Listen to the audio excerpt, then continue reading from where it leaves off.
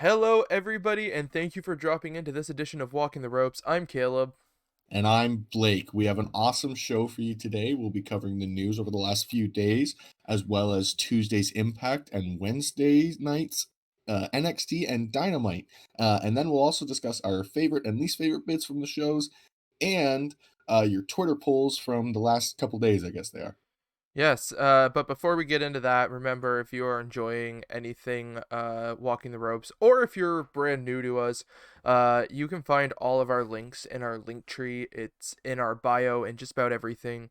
It has links to all of our social medias, as well as our Twitch channel where we do this live, as well as everywhere you can listen to us, such as Spotify, Google Podcasts, Apple Podcast, and so many more. There's also a few ways to support us on there, like Buy Me a Coffee and Redbubble, if you wish to do so. But other than that, yeah, it's been a good few days of wrestling. I can't say I've been overly Yeah. disappointed. As far as news goes, it's been like a still pretty lackluster week, I guess we could say. Like, it's not been overly exciting news wise, but wrestling's been fantastic. Wrestling's been pretty good. I've got my issues with Impact, which we'll get into. Fair enough. There were definitely that was probably to not bury the lead, that was probably the worst show of the week. Yes, I agree. I mean, I have my issues with all three shows, but For Impact sure, really yeah. stands out. As well as I've got a few to mention when we get around to NXT, but obviously that's all coming up here. Absolutely. But yeah, you mentioned news. So we'll get into any recent news we have here. One big thing. Literally minutes after we went off the air on Tuesday, we found out that Sarah Logan and Eric of the Viking Raiders, Sarah gave birth to their little boy Raymond Cash Yes. Rowe. Uh, Named after the father, yeah, because that's Eric's real name. yeah, Raymond Rowe, yeah. Yeah. So, yeah, congratulations to them. That was awesome to see. I mean, it sucked that we saw it literally like minutes after we went off the air. Yeah, um, but yeah, that congratulations to them. All the for best sure. in the future. You got a handful there. Yeah, absolutely. uh Sticking with the birth there, Jillian Hall actually gave birth 10 months before she entered the Royal Rumble. oh really? I did not see Yeah, that. and she looked fantastic for 10 months after birth. Like, she looked exactly the way she did when she left, honestly. Like, Yeah, I mean a lot of these athletes and whatnot, they're just insane. I mean, these women, they give birth, and within a matter of some of them weeks, some of them only a few months, they're back to where they were. And it's like, dude, yeah. I mean, I can't I have a hard time getting into shape, let alone let alone something like that. Like, I use the Peter Griffin, "I am in shape, round as a shape."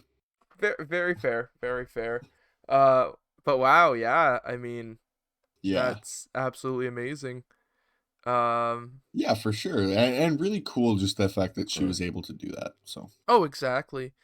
Um Here, some COVID news, as we seem to have to touch on this every podcast, or at Wish we least once a didn't. week. Danny Limelight tested positive for COVID. He has been on AEW's Dark quite a bit, as well as he was featured on Dynamite. I don't remember what Yes. match that was a few That weeks was about ago.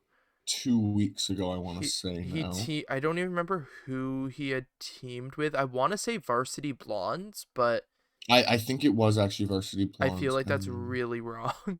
Uh, I can just quickly check. but yeah, he was on Dynamite a few weeks ago. And I believe he should have been at these tapings, but obviously testing positive, he wasn't. um, and before we move on, I mean, it's kind of a segue away from the COVID as you're looking there. Right. But sticking with AEW, uh, just something I noticed, uh, which we'll get around to, obviously the Dynamite main event when we get around to the Dynamite reviews or results. But did you notice any fans in the crowd like during the main event at all? For which Dynamite. hmm Cause well, granted, to be honest, I can't say there was a few times they gave a shot of Daly's place, and I didn't see a fucking soul. I think you are correct. Like, I don't like I know they had the standard audience, yeah, the the wrestlers.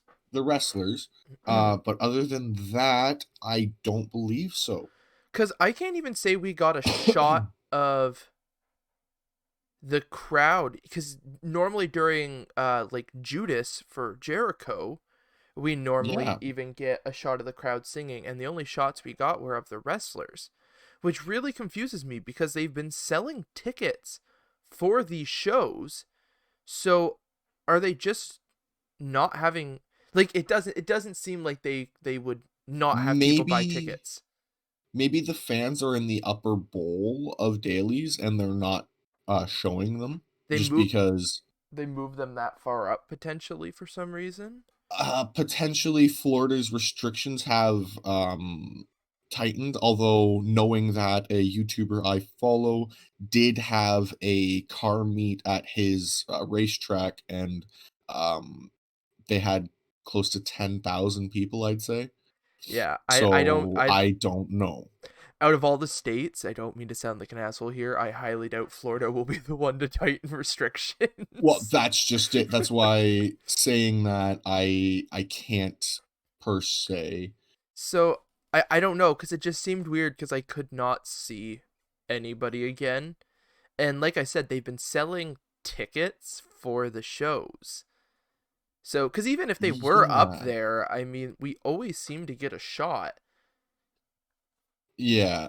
Yeah, that's really interesting. I'll Like, definitely probably go back and watch that main event because I loved the main event, well, yeah. and look for it. So, Yeah, I um, don't know. It just seemed very, very odd. I'm gonna have to do some looking into it post podcast today, and then when we go live with the special time, as we'll talk about here a little later, for yeah. SmackDown and the pay per view previews, um, maybe I'll have more info because it just I don't know. We keep getting these really odd, no fan moments, even Yeah. though like they're advertising tickets. I mean, they were selling packages for all of February, like every show during February. So unless this was another instance of like maybe that match was taped Yeah. after last week, maybe they filmed it after dark or some shit, or and then maybe we just didn't get shots the rest of the night for some reason, to maybe the only thing I can think is maybe they were worried about the continuity of it. Like, hey, we're showing fans here, and then in the main event, there was nobody. So, just in case the camera pans the wrong way and they see that there's nobody there, maybe it's a Yeah. continuity thing. Maybe, yeah, maybe Khan noticed that people talked about it last week and he or I guess 2 weeks now. Yeah, Um 2 weeks. and he decided that that was what they were gonna do. I mean, the only people that I think involved in well, no, Good Brothers were there. Not like it really makes a difference. So yeah, we'll discuss that further when we Well, get into that match, I guess. I was gonna say I have some theories thinking about it, thinking about other stuff during the night. Yeah. Um, so we'll but yeah, we'll get to that. What else you got for But news? going back to Danny Limelight there, I did find the match. It was Dynamite of January 13th. Oh geez, a month ago. Yeah. And he was facing the Elite versus with Brian Pillman and Griff Garrison, the So Varsity Varsity Blondes. Blondes. Yeah. Okay. Okay. Yeah, because I remember seeing him and I was trying to figure out who in the hell he was. Yeah, Um. but I remember him having a really good showing and Yeah. the commentators really enjoying Limelight whenever he came in the ring. Yeah. So okay. Well, I didn't realize that was a month ago. Holy shit. Yeah, right. Okay. What else you get? as soon as you get back to your tab. Yeah, exactly. Booker T says Christian is the most underrated wrestler of all time. Uh, and yeah, I kind of agree with him there. He basically just goes on to say that like he should be world champion way more. I And definitely agree. Like the thing is people sit and they'll say somebody like Cesaro, and Cesaro is, but the thing is that's kind of just based on where he really started getting the spotlight, being WWE, and they really haven't given much to him. Like he's got a yeah, lot of career left if you ask me. But then you look at definitely. somebody like Christian, and he spent 90% of his career with the WWEF whatever. And I I mean, think for a bit was CW as well. WCW. I ECW for a bit, but that was under that WWE's was banner. WWE's banner. No, I don't think he was ever with WCW because him and Edge got signed. Yeah, that's true. He was WWE Christian Cage in TNA for a and bit. TNA. And even there, I mean, I can only pick out maybe one or two world title reigns. Yeah, but I mean, that's the NWO title or NWA title. Why did I say NWO? Yeah, NWA title. I don't think he ever held it So under the TNA banner, like when it was the yeah, TNA championship. it's very nice that Christian has a few reigns as NWA champion. That is Oh, a exactly. prestigious belt, so I mean that's an honor for him. But he I definitely just, should have held the big belts in WWE yeah, I more. just, I mean, he's great on the mic. I mean, you got to figure compare him to Edge ring skill wise, mic skill wise. I mean, they grew up together. They've got all those same skills. They're really close. Yeah, It's just Christian never got that spotlight to shine and show. yeah. But yeah, I agree with Booker completely. Oh, Completely. absolutely. Um Yeah, we'll be going into Impact results here, but something I got, ODB having returned last week, and she had a match this week, which we'll talk about. Apparently she's not back full time, and from what I've been reading, there's a good chance after Saturday, that's it already. Um, she's not really taking uh many bookings. Like she's not making calls. She said she got a call from Impact to do this. She said sure.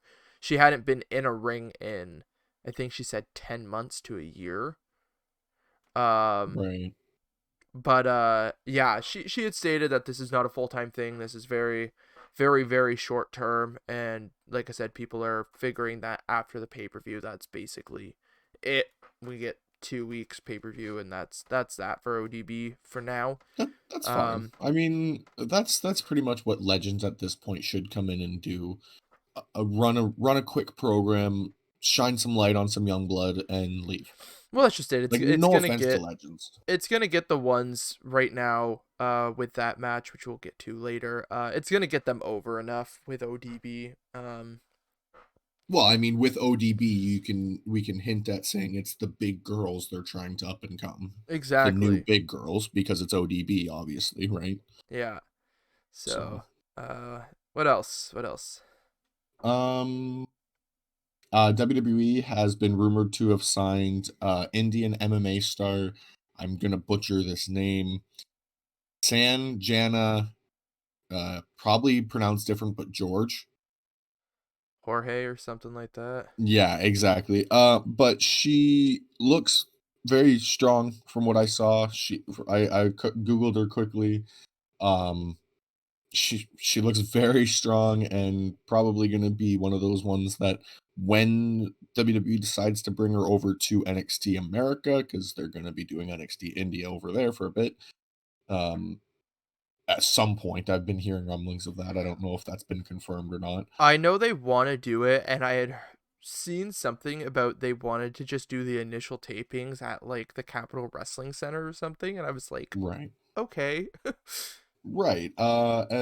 So, but she looks like she's going to be one of those ones that won't be on the Indian program for a long time, just based on her look. She's a smaller girl, but she's built similar to Oh, Think about Lita, it. Lita, I'd say like not really strong, but like looks buff sort of thing. You know, like Somebody I wouldn't want to meet in a back alley in the dark. yeah, Yeah. exactly. Yeah. Well, I shouldn't even say a back alley. Somebody I wouldn't want to piss off in broad daylight, for Christ's sakes. Yeah, you gotta watch what you say just in general. I Yeah. guess you could picture her as a Indian Ronda Rousey almost. Okay. Yeah. Because I mean, Rousey wasn't like crazy, like ridiculously built, but once again, it's somebody that I would never want to step toe to toe with. Exactly. You look at her and go, "Oh, she can fight." Yeah. Like, you do you. I'm gonna run. Bye. I'll go over here and hide. Yeah. Oh, jeez. Okay. Interesting. Yeah, I'm looking forward to seeing what they do with that Yeah, for sure. Indian program and that. They're expanding it so much that I'm never going to be able to keep up with it. That's like they're supposed to be doing NXT Japan. It was supposed to launch late last year, but because of COVID it didn't. So, Yeah. it's going to be interesting. And I mean, with New Japan, that's going to be just a challenge to get into the Japanese market. Well, New Japan, Stardom, all that stuff like uh good It'll be luck. nice that there's a promotion having it all under one banner, which will be nice, but Yeah, but it seems like they're trying, which it's not even what it seems like, it's what they're trying to do. They're trying to rule the market everywhere. They're trying to well, take yeah. I don't even want to call it a free market, but that free market, that independent market Yeah. almost away from everybody and make sure that it's WWE all the time, which Well, did you hear what happened to the independent scene in the UK after yeah. NXT UK opened? Oh yeah. Uh, there were promotions closing all over the place. I mean, some changed their names probably because they combined with other promotions to stay as a promotion. Oh Like, yeah, NXT UK completely killed the independent scene. That's why I'm seeing people who are like, let's do an NXT Canada or something. And I'm like, let's let's fucking not. not. Let's just not and say we didn't Like because I'm not okay no. with our independent scene dying. We have a fantastic independent scene from coast to fucking coast. Yeah. I'm good. Thanks. Well, and I mean, considering NXT where we are, what the NXT on this side of the world has the NXT North American Championship, that means it's NXT North America. So that's already Canada. So no, don't do it. Yeah, I mean, I'm not saying I don't want the independent guys and girls up here to get signed and have a regular paycheck. I know it's a lot more stable than the indies. I want that. Like I would never be angry about that. But the thing is, like, you look at what they did to the UK scene and like actually look, don't just skim the articles. Like I remember when it happened, like they ripped the UK scene to shreds. There was still a ton of talented people that didn't sign. There was still For a sure. lot of independent stuff left, but it if you look at it in the big picture, what you had was like you have like maybe if you're lucky a third of it left. Like it Yeah. killed it. So, And that's what I mean. Like there were promotions that just straight up closed because NXT UK signed their entire roster. Like yeah, so or like basically all their draws, which is how they book a roster, you know. Like exactly. Yeah, yeah, all the big names. So, you can't book a promotion without a big name of some kind. And that's just it. Like there has to be a draw on a card. like even if it's just a local big name, like you don't have to be Like a pulling Cody in Deaner, for instance. yeah, Like you don't have to be pulling in these names from all over. Like sure it helps sometimes. That's like Smash Wrestling when they've brought in like I've seen Orange Cassidy, TJP, um but those cost a lot for them to book. exactly. So I mean you build your own big stars, which somewhere like a Smash Wrestling has done with like Tyson Dukes, Kevin Bennett, um Daniel Tarek, Garcia. Daniel Garcia, I mean the Pillars. Yeah, the That's a big fillers. team, including two names that I just mentioned, being Tyson Dukes and Tarek. Um, What's the other one of that? The one that teamed with Tarek, or no, teamed with Dukes for a while. Brent Banks.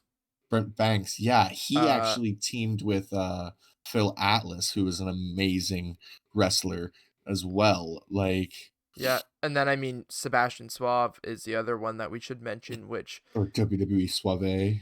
oh my God, uh, Ricky Morton was the big name draw at my local wrestling show. All of 25 people. Hey man, Hey, Ricky Morton is nothing to joke about. Ricky Morton hey, is I mean, nothing to joke about. Cody Deaner was a draw for one of the shows I went to, literally outside at a fairgrounds, and there was maybe 12 people.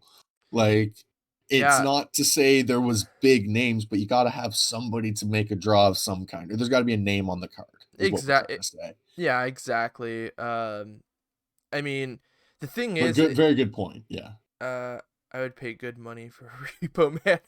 Hey, Repo Man is a great, great gimmick. That is one of the best ones in the world. Oh, yeah, one of the best gimmicks in the world. Moving on. um, yeah, sticking with the news here. Yeah, for sure. Impact Wrestling announces a new 1 hour show prior to Impacts on Tuesdays called Before the Okay. Impact. I don't remember who they said was hosting it other than Josh Matthews, which immediately turned me off from the show because I'm not. I I don't know if you could actually see my face, but for those listening, I actually had a smile on my face because there was a new hour show. That's kind of neat. And as soon as you said Josh Matthews, I was like, oh, Like, we just got rid of him. I don't know. I don't know. he just has no passion behind his voice. He Maybe doesn't. maybe we're off base on this, but anything I've ever seen, he talks like this the whole time. Oh my God, did you see this move? Can we explain the hatred for Josh Matthews? Um, Sure. yeah, I mean, the thing is, my biggest thing, like, I grew up, uh, very much so. We've talked about it in previous podcasts. I grew up with the WWE, and I found TNA really early on, and it was, uh, Don West and Mike Tenay, or yeah, no, hold on. That sounds about right. Let me let me let me grab up the announced teams because I know it switched to Taz at one point. Yeah, Don West, Yeah. Mike Tenay, Jeremy Borash, Taz. Like that was what I was used to, and then on the WWE side of it, you had like Michael Cole, JBL, JR, Jerry Lawler, stuff like that. Yeah. And I've always loved a passion behind the announce table. Something that, like, as much as the action in the ring is phenomenal, if you're not there live, sometimes it's not enough to keep you tuned in, and so you need a really good announce team. And the second Josh Matthews, I know he did some for WWE, and I avoided almost anything with He was that. on ECW regularly, I think. If I'm not mistaken, yeah. Um, and then when he jumped ship to TNA Impact Wrestling, he just he doesn't seem to have a passion for what's going on in the ring. Uh I was at it was a kind of a mixed cross-branded show um with Impact Wrestling back 2 years ago, and it was with Smash Wrestling, a local promotion here. Yeah. And they aired it on their Twitch, and I was there live. I thought the show was amazing. It was so fun. I had such a great time. And then I went home and rewatched the broadcast, and they had Josh Matthews on commentary, and he buried 90% of the talent. Like, he wasn't even Right. playing a heel. He just straight up was like, I don't know who these people are. He wasn't calling spots. He just doesn't have it seems like he doesn't have a drive for Yeah. anything. And like, if you've watched Impact the past few weeks, when they show somebody like Matt Striker and D'Lo Brown, they even got a bit of an energy behind them on camera. Whenever they'd show Josh Matthews, he'd just stand there, just, almost resting bitch face, as I can put it. and Yeah. just no emotion. I mean, I don't know about you, Blake, but It's very much the same for me. Like when I started watching Impact again, and I was trying to figure out who the names were on the broadcast because initially, obviously, we just started with a match, right? And then it pans over to their faces, and I'm like, ah, right, okay. And Matthews, like, I can't place him as somebody who I've ever thought of in like the only one I can think of. Oh, I can't remember. It's a referee, and he just keeps saying that's not wise to him the whole time. Well, like he's trying. Basically, the ref tries to kill himself the whole time. okay. And that was basically our introduction to Josh Matthews. Yeah, and I mean, I guess there's a bit of a personal thing too, being to live shows and that back when he was with the WWE, waiting, you know, outside watching people arrive. Everybody was so nice, and he was just genuinely a dick. Yeah. He wouldn't come over like everybody else came over. He wouldn't come over. He didn't even wave. He walked in the building. He just And when we say everyone, we mean like even guys like Cena came over for a quick like 5 minute, hey, how are you? I mean, we were just talking about Matt Stryker being on the new commentary team. At that time, they were both employed, and Matt Stryker came over and took pictures with everyone and took time out to say hi to everyone. He just, I don't know. Yeah. There's a lot of layers to, and it's not like it's like a 1 year thing or just his Impact commentary. No. It's a multitude of things as to why I dislike Josh Matthews. Um, If you guys can point us to some stuff with him showing passion and whatever, by all means send it to us because I would love to change my opinion on somebody. I don't like hating people. no, exactly. Um, So, I literally I read through a list the other day of the best and worst commentators in Impact history, and the worst overall commentator on the list was Josh Matthews. Like that, right. like so it's not just me, Yeah, thankfully. exactly. And I mean, like, we're not saying anybody's wrong for having their opinion. We're just like, it's just an interesting thing. It seems like WWE is, I have nothing for you guys to pro Josh.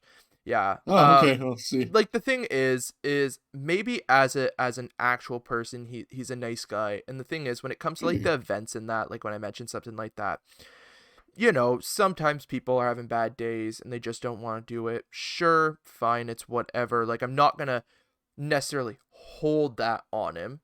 For sure. Because I've been to events before where there are the certain guys that, you know, like Sheamus. Sheamus will like wave and then head in. And Yeah. then I've been to ones where he's come right over. Um, so you know, everybody has sometimes those bad days and shit. But it seems like every encounter I've had with him, whether it's been at an event and seeing him or listening to him, he just I don't know. I'm not a TNA guy, and over the years I've heard nothing but hate for the guy, but was never really sure why.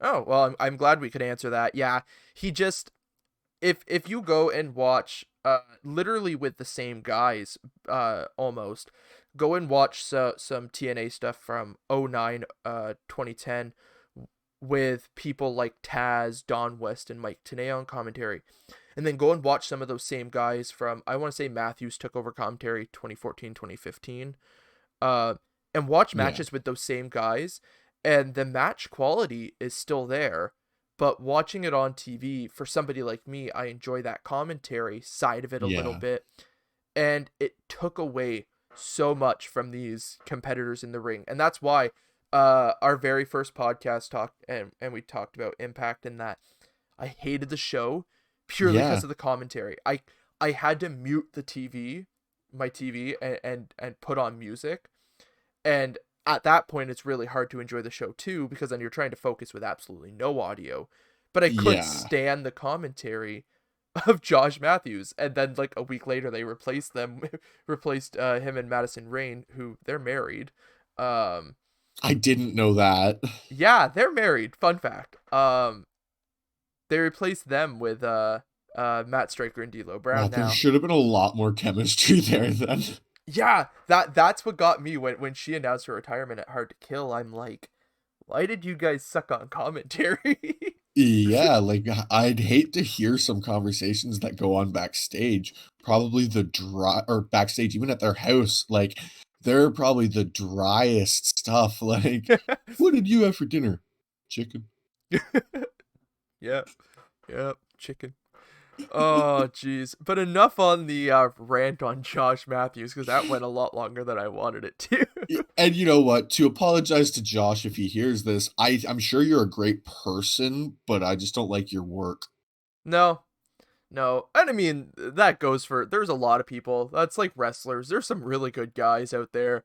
But, like, I could just care less about the Yeah. work they do, which I mean might make me a dick. I might just be the dick, which Yeah. I've been told But that. we're allowed our opinions, I've been so I've been told that many times in my life, so it really doesn't hurt me anymore. exactly. I've been uh, called far worse. exactly. By far better people. Very true. So, what else you got for news there, Blake? Um, let's see. So with Lars Sullivan being released, there's been some stuff talking about like some gimmicks that he had potentially had. I saw some of this One shit. one that I loved, and I saw this 10 minutes before we went live. Um, he had a potential gimmick called the Brilliant Behemoth or Yep. Behemoth, depending on how you want to say it.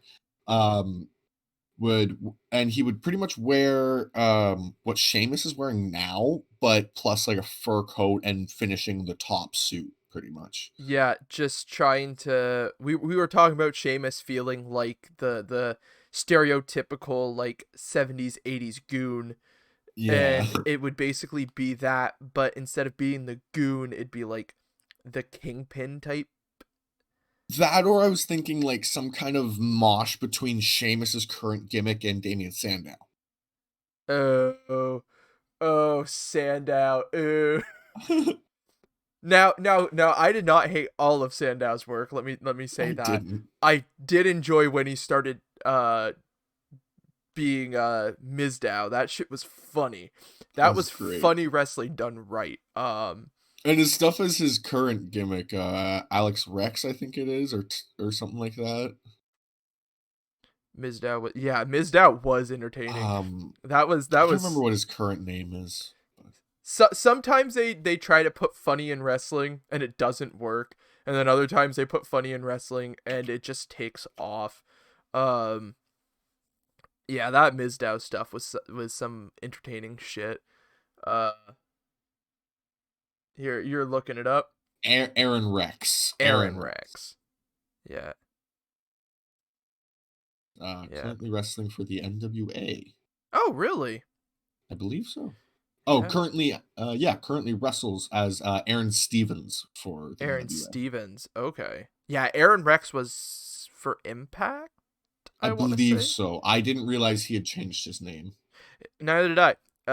I didn't even know where he was wrestling. So, I think actually he is um the one that's shaped like the American country champion. I know what you're talking about, but I'm not sure the title name. I'm Uh, just gonna quickly. but I love how you explain that. So thank you. What belt am I describing? Everybody knows the belt I'm looking at. It's a red strap and it literally has the country of America on it. The And it's NWA not. National Championship. I believe he is the current national champion. Trevor Murdoch.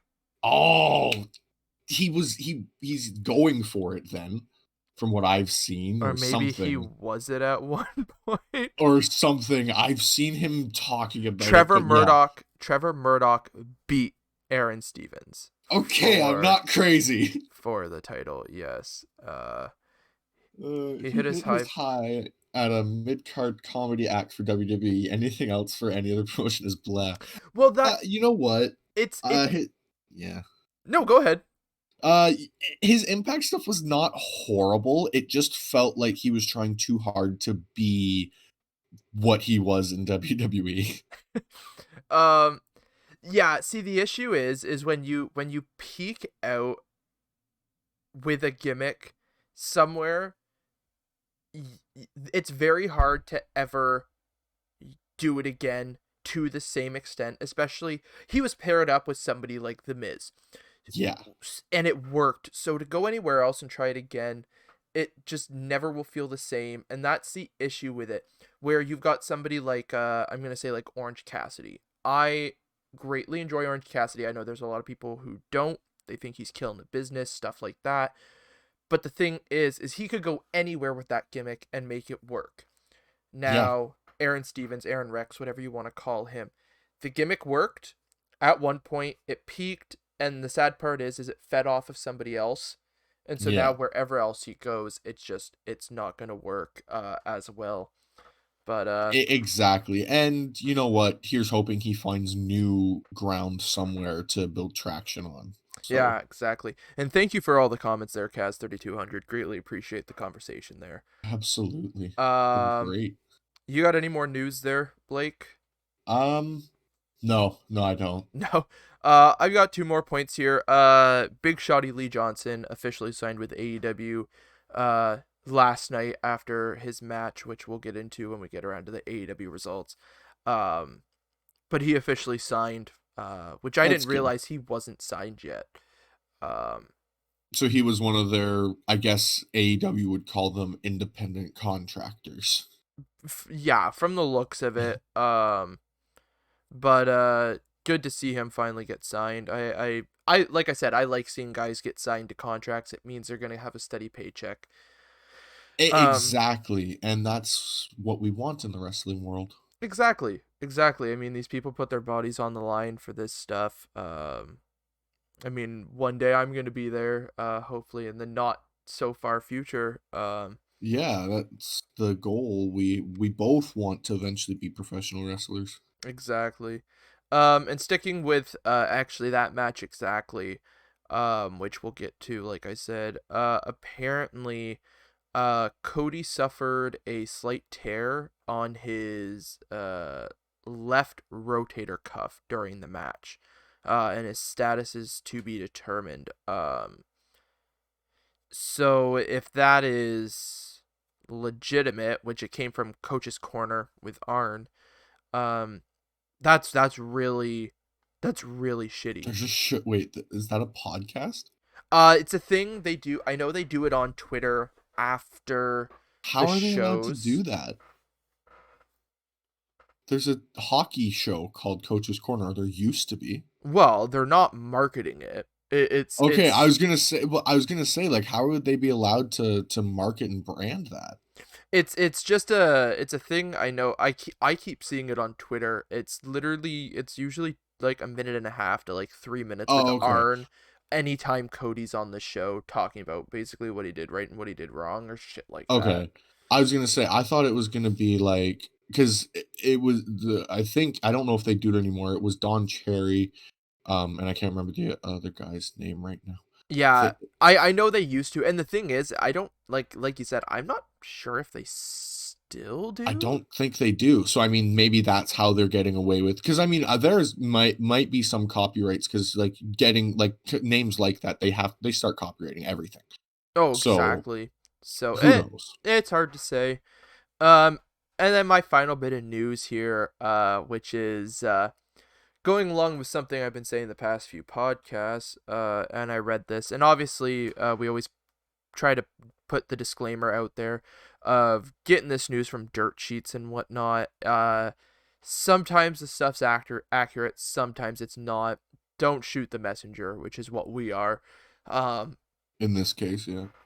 apparently, talent are quite unhappy with Bad Bunny being used so much, as well as the Fans possibility are too. of Bow Wow, I want to say again, that rapper. Um, He read appar- that too. apparently he is expected at the PC once his album wraps up, as well as Bad Bunny. If he hasn't already, will be reporting to the Performance Center soon, and a lot of the talent are fearing that that means less time towards the actual wrestling product, which is 100% fair. I'm not I I've stated it already, and it's not just Bad Bunny is one of the biggest merch sellers. Uh, Is he? I know, as we stated the last time, and they keep stating it on Raw, that he's the number one played on Spotify and stuff like that. I don't know if WWE has put merch out for him. He might have. No, they do have a shirt for him, and I remember seeing something about Bad Bunny's shirt sales. I didn't look into it because I just thought it was doing well. If Well, he's one of the if he's top one of the ones. top, I mean, sure, but it doesn't take away that I. Well, I mean, yeah, like I'm not saying there's not a chance. There's definitely a good chance. Oh, Is he? it was revealed that Bad Bunny's merchandise sales made him the top earner in WWE shop for 2021 so far, with $500,000 in sales. I just so I stated my issues last time, and I don't want to stick on it for too long because we got three Yeah, I shows did to just see cover. that. But I'm like I understand the appeal in bringing outside people in. We talked about it on the last podcast. Um, like it I'm getting really Nope. tired. Can't talk any other sense into Vincent. Yeah, I mean Vince sees dollar signs, and on a business perspective, sure, but it really sucks on the fan side because even somebody like Shaq, we talked about it. Even if it does go well, I'd much rather a wrestler be in that position. Oh, absolutely, and I totally agree with that. It's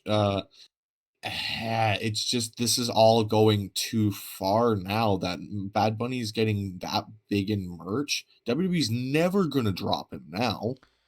I just, I mean, like I said, if he's gonna dedicate, if he's actually gonna sign, and he's actually gonna do something good, sure, why not?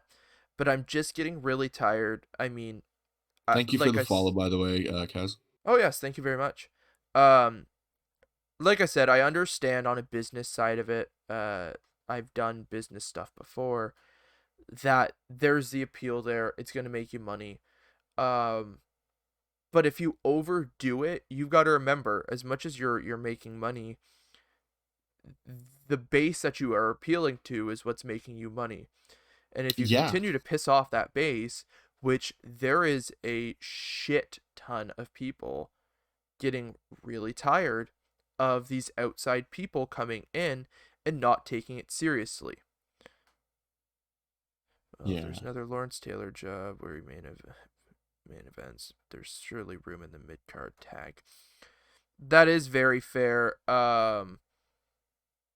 I do the my only other big issue though is you've got so many guys who have worked their asses off for years on the independents or even in WWE that yeah, aren't getting a shot. Hell, they're not even getting on main event and shit like that. But yet you're gonna have this guy with, who he's a huge musician in that with probably next to no wrestling training at this moment, and he's gonna come in and he's gonna have a match at Mania, and it's not gonna be a yeah, little match. It's probably gonna be in the final, 3 to 4 matches at WrestleMania. yeah. And they're gonna be running promos for it probably the majority of Mania because that's just the way. As soon as they catch a whiff of a spark of something, they pour so much gasoline on it. Like, Like, it's just I feel bad because they literally have so many wrestlers under contract right now. And sure, I'm sure there's a lot of them. This conversation's happened for years. I'm sure there's a lot of them that don't mind sitting and catering and picking up a paycheck. But there are for guys sure. there that want to be professional wrestlers. We've talked about it before. If you're a fan of pro wrestling and you get to become a pro wrestler, you don't necessarily want to sit and just collect your paycheck. It's somebody like a Matt Cardona, formerly known as Zack Ryder. He stated it. He hated the fact like he was making good money just sitting and Yeah, catering. But you know how shitty that is? Wanting to it's be a pro boring. wrestler and wanting to be out there performing, and you can't be. And that's what's happening to most of this roster And I can see where a bit of this anger is coming from Yeah. because they're trained. They've been busting their ass for most of their lives trying to get this spot. And this dude who's a famous musician is like, "Hey, I like pro wrestling." And they're like, "Come in and be at Mania." Well, it's not even like he's like, "Hey, I like pro wrestling." He's like, "Hey, I made a song with a pro wrestler." And I mean, if you look at the lyrics for the song, there's really not a whole lot. Like, there's a bit of a reference to Booker T, but it's really not there. Like, they could have used Bowling for Soup if they really wanted to promote somebody making a song about somebody. Uh, When they like, did Alexa Bliss, which is yeah, a good song, by the way. it talks about her moves, it talks about a bunch of her gimmick, like, it is a song about Alexa Bliss, it isn't just a named song. Yeah, exactly. So, well, uh, moving on here though, Yeah. cause I'll have comments probably going forward about some of this stuff anyways. Oh, Um, we'll definitely get to talk about Bad Bunny in the future for sure, so oh yeah, we got a lot of weeks of this stuff, so there's gonna be a lot of time for me to bitch and complain. Absolutely. um, so I think that's it for our news and noteworthy stuff.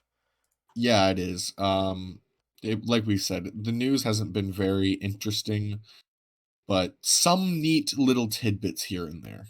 Yep. Yep, exactly. So we'll move on to results, and we're gonna start off with Impact Wrestling from Tuesday night. Yes, it is. Good show. I will have my issues here as we go through, and as we stated at the top of the show, probably out of the three we're going through, probably probably on the bottom of them. Yeah, and I mean, not to Which say it was a horrible show, it just didn't hit the mark it should've. And going into a pay per view, which I'm gonna have comments through most of these shows about that, um, Mhm. I felt it lacked top to bottom to try and build. Yeah, for sure. Um, but obviously we'll get into that as we go through the show here. Yeah, we opened the show and I was so confused because I'm like loading my notes up, getting ready to type notes, and there's all these people in the ring, and I'm like, what the fuck is happening? Yeah, and, Stryker just literally starts talking about this, 8-man triple threat revolver match. I'm like, "Is that what we're getting right now?" Yeah, Uh, exactly. So I'm starting to type out these names, and then nothing is said about it being a tag match. And I'm typing right? out these names, typing out that it's a this triple threat revolver thing, and we'll answer that in a second here, Kaz. And then once I believe it was what Josh Alexander came out, and then Trey Miguel came Yeah, out, Miguel, yeah. and then they split off and it was a tag match, and I was like, what the fuck is happening? And I had to Yeah! rewrite my whole note for it. But to answer the question here in our live chat here on Twitch from Kaz, um basically as they explained it is it's like a gauntlet match but triple Yeah. threat. Yeah, so basically, either the wrestlers are gonna be around the ring or, in the back, and it's gonna be a triple threat match. Whenever somebody gets pinned, a new person comes in. And enters himself into the triple threat. So it's basically a gauntlet match, but in a triple threat sense, which I think is kind of interesting. It's an interesting Yeah. take on it, I'm but it surprised WWE hasn't done it before. but it was just the way that like because they were like the triple threat revolver match, and I'm like before they even explained it, I'm like I don't know what the fuck this Yeah. is, and then they explained it, and I'm like so it's a triple threat gauntlet match, and you guys are just throwing a name on it to confuse everybody. WWE likely owns the rights to Gauntlet match. I highly doubt that. There's a lot of companies that use gauntlet match. Maybe. I don't know. So, well, But that'd be either like way, WWE owning the rights to steel cage match. Like, but don't they own the rights to, like, um, Fatal 4-Way or something like that? uh, I know they own. Well, they had a pay per view at one point. So, but the thing is, I doubt that. something like that, unless it's something very specific like Hell in a Cell or War Games, which, you know, that's very true. I mean, Vince has. I mean, with AEW coming around and all the trademark warfare there, I mean, yeah, never doubt Vince there. I guess. Um, Yeah. I know Vince, WWE yeah. has coined a lot of stuff. I believe Fatal Four Way is a WWE coined thing. So normally, it's a what, like a four-way dance or something is what they call it a lot of the time. Uh, a four-man match or like a four-way. Honestly, I can't remember the last time we've seen a four-way match besides in WWE. Let's just no, I don't want the fucking pay-per-view. Stop it. That they only did once. Um, NXT Takeover Fatal Four Way. What? Sorry? Sorry, 2014. Right. Adrian Neville was the NXT champion, and it had Tyler Breeze, Sami Zayn, and Tyson Kidd in the match. Holy shit. That's a Okay. time capsule. Okay, wow, I didn't even know that happened. It does sound much better than four-way dance. I'll give you that, Kaz. Yes, it very much does. But I'm trying to Oh, you actually remember that match? I don't think I've ever seen it before. I am baffled that I don't know it. Four I was corners not a of big fan of pain. NXT until we started this show. I don't know if you've heard that. Like the first NXT show I watched start to finish was the one we did for our first podcast. So, my NXT vault goes about a month. A gauntlet match, also referred to as a turmoil match, is a quick series of one fall, one-on-one matches. Okay. Uh, duh, duh, duh, duh, duh, duh. TNA has created a match types they also call the gauntlet, but the rules are different. Oh, that's talking about that's when they did the freaking battle royal gauntlet match stuff. Where like they started in the or outside of the ring, and if they got thrown in the ring, or Tons of shit like that. Crybaby match. yeah. Okay. Um, Yeah, let's just begin like to say TNA was not smart with naming of things. the reverse battle The reverse royal. battle royale is what I was thinking of. Yeah, Yeah, yeah. I remember that. That you go back into some TNA shit, and there is there yeah. is some. I want them to go back to the six-sided ring so that way they could bring back certain matches. Like I miss the six-sided ring a lot. I know it's a lot stiffer, and that's why they go away from it. But it's just I feel like there's a method to make it better. Yeah, I'm having a hard time. I mean, there's so many goddamn matches. Uh, Um, yeah, I did witness the reverse battle royale, um, royal royale, whatever you want to say. um, an anus explosion death match.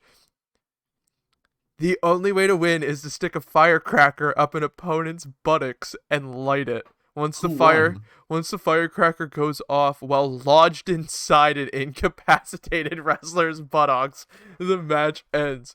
This match was only done once by Japanese hardcore wrestling promotion Frontier Martial Arts Wrestling in October 1998, where Mr. I oh my god, I don't even want to say these names. No, Terry Funk didn't win. That Terry Funk was not the winner of this. Mr.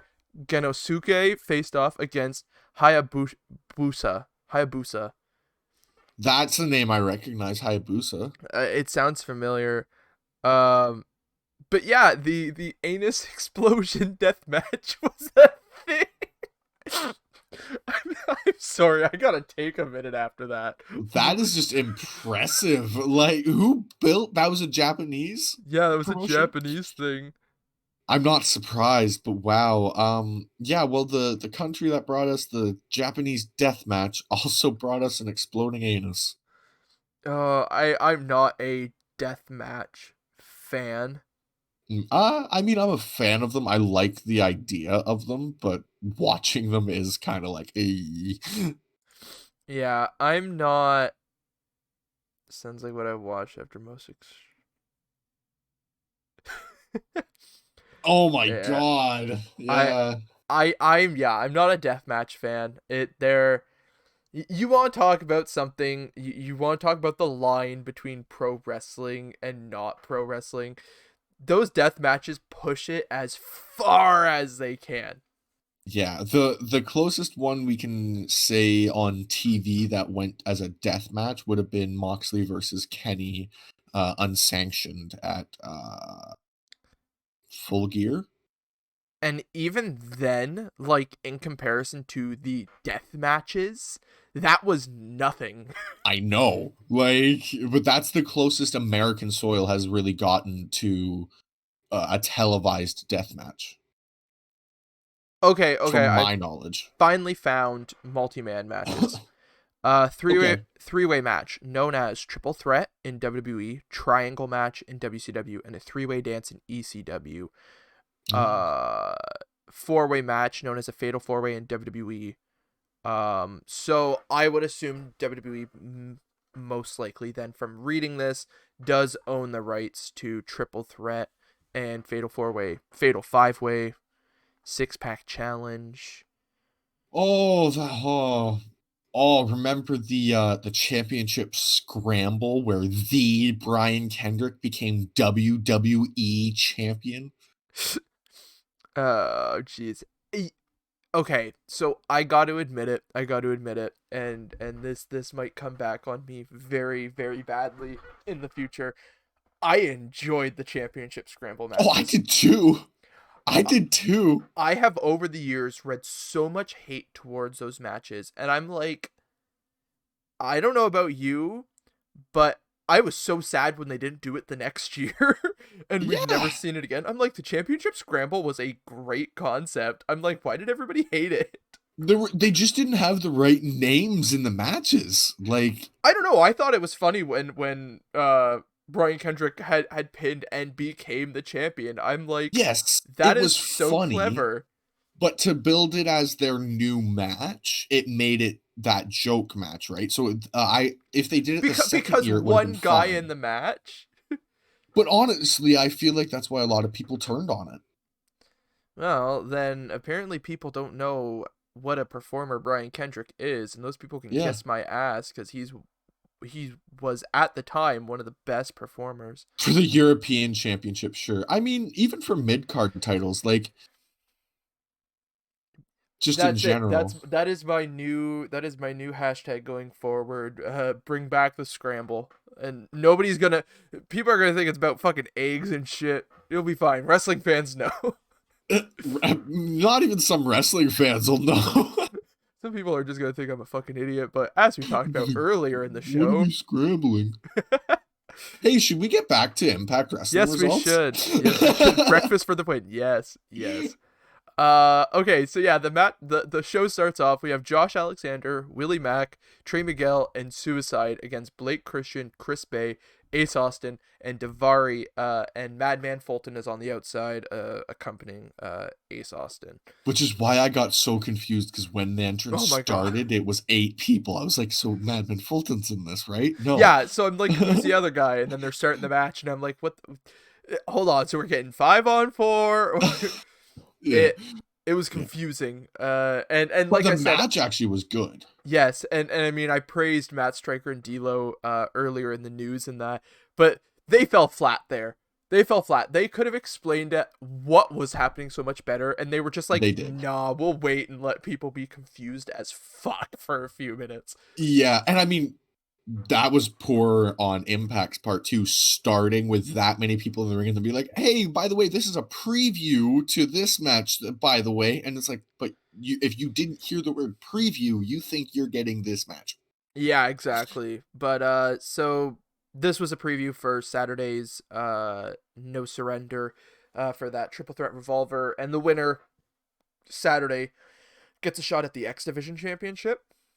I believe that is the outcome. Yes. So But yeah, as you said, the match was really good. I was I mean, surprised to when you see get all these Davari. flippy shit guys in there, yeah, I originally had him labeled as Rahit because that's just who I assumed it was.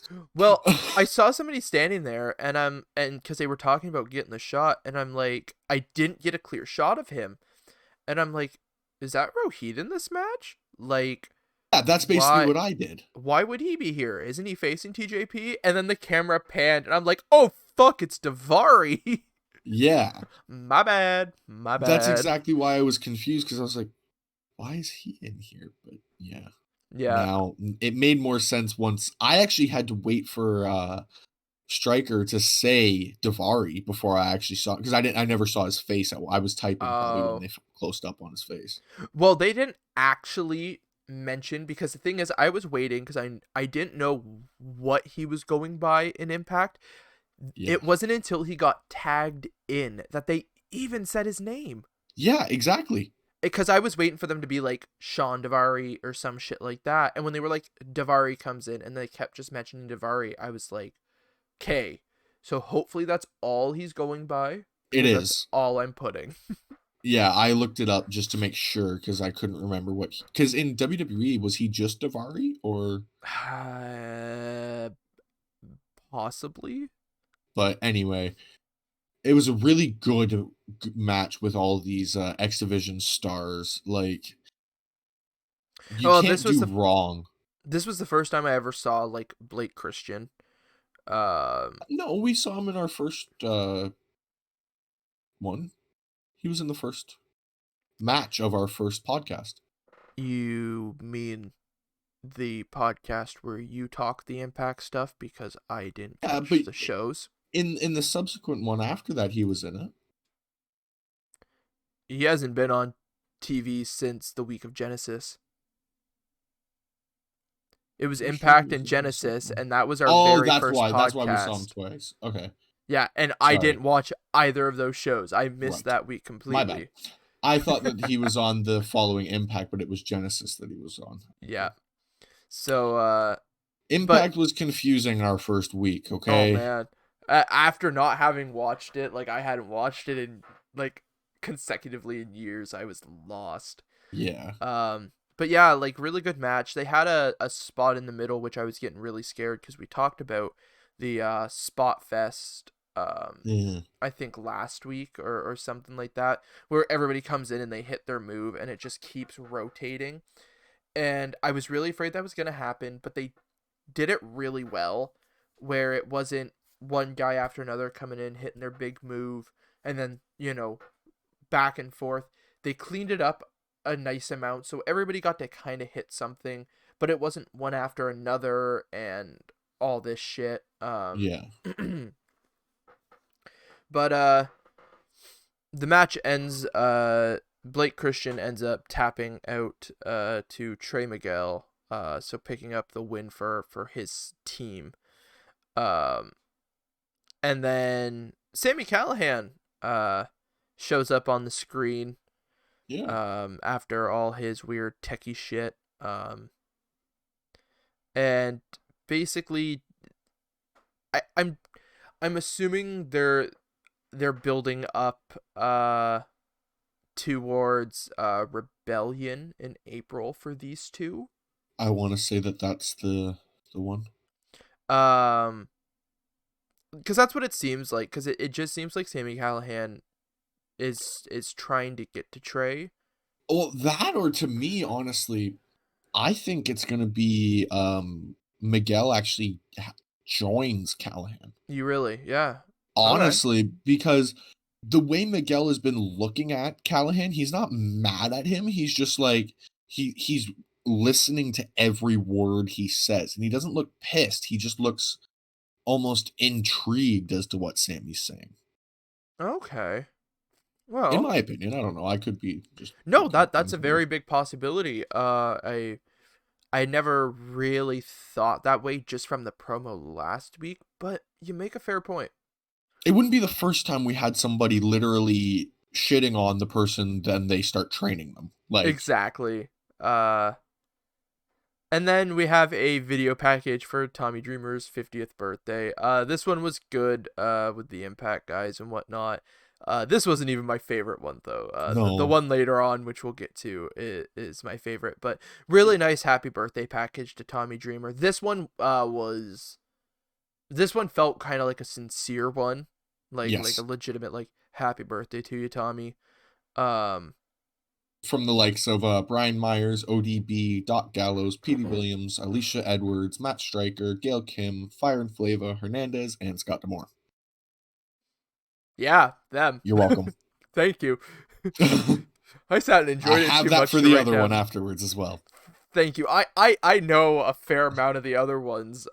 Yes, there is a lot of ECW in that. Yeah, yes, there is. Um, but yeah, and then we move on to ODB against Kimberly, and obviously Susan and Deonna Purrazzo with her. I started typing out because I believe Kimber came out first. I Yep, started typing out ODB with Jazz and Jordan so did Grace, I. and then ODB comes out, and I'm like, uh, You're forgetting people. like, but but yeah, a funny start to the match. Kimberly trying to, you know, I don't even know how to put it into words. Really, blow up her boobs and then try There's and no more ODB herself, I guess. yeah, Like, tried to breast attack ODB. It didn't work.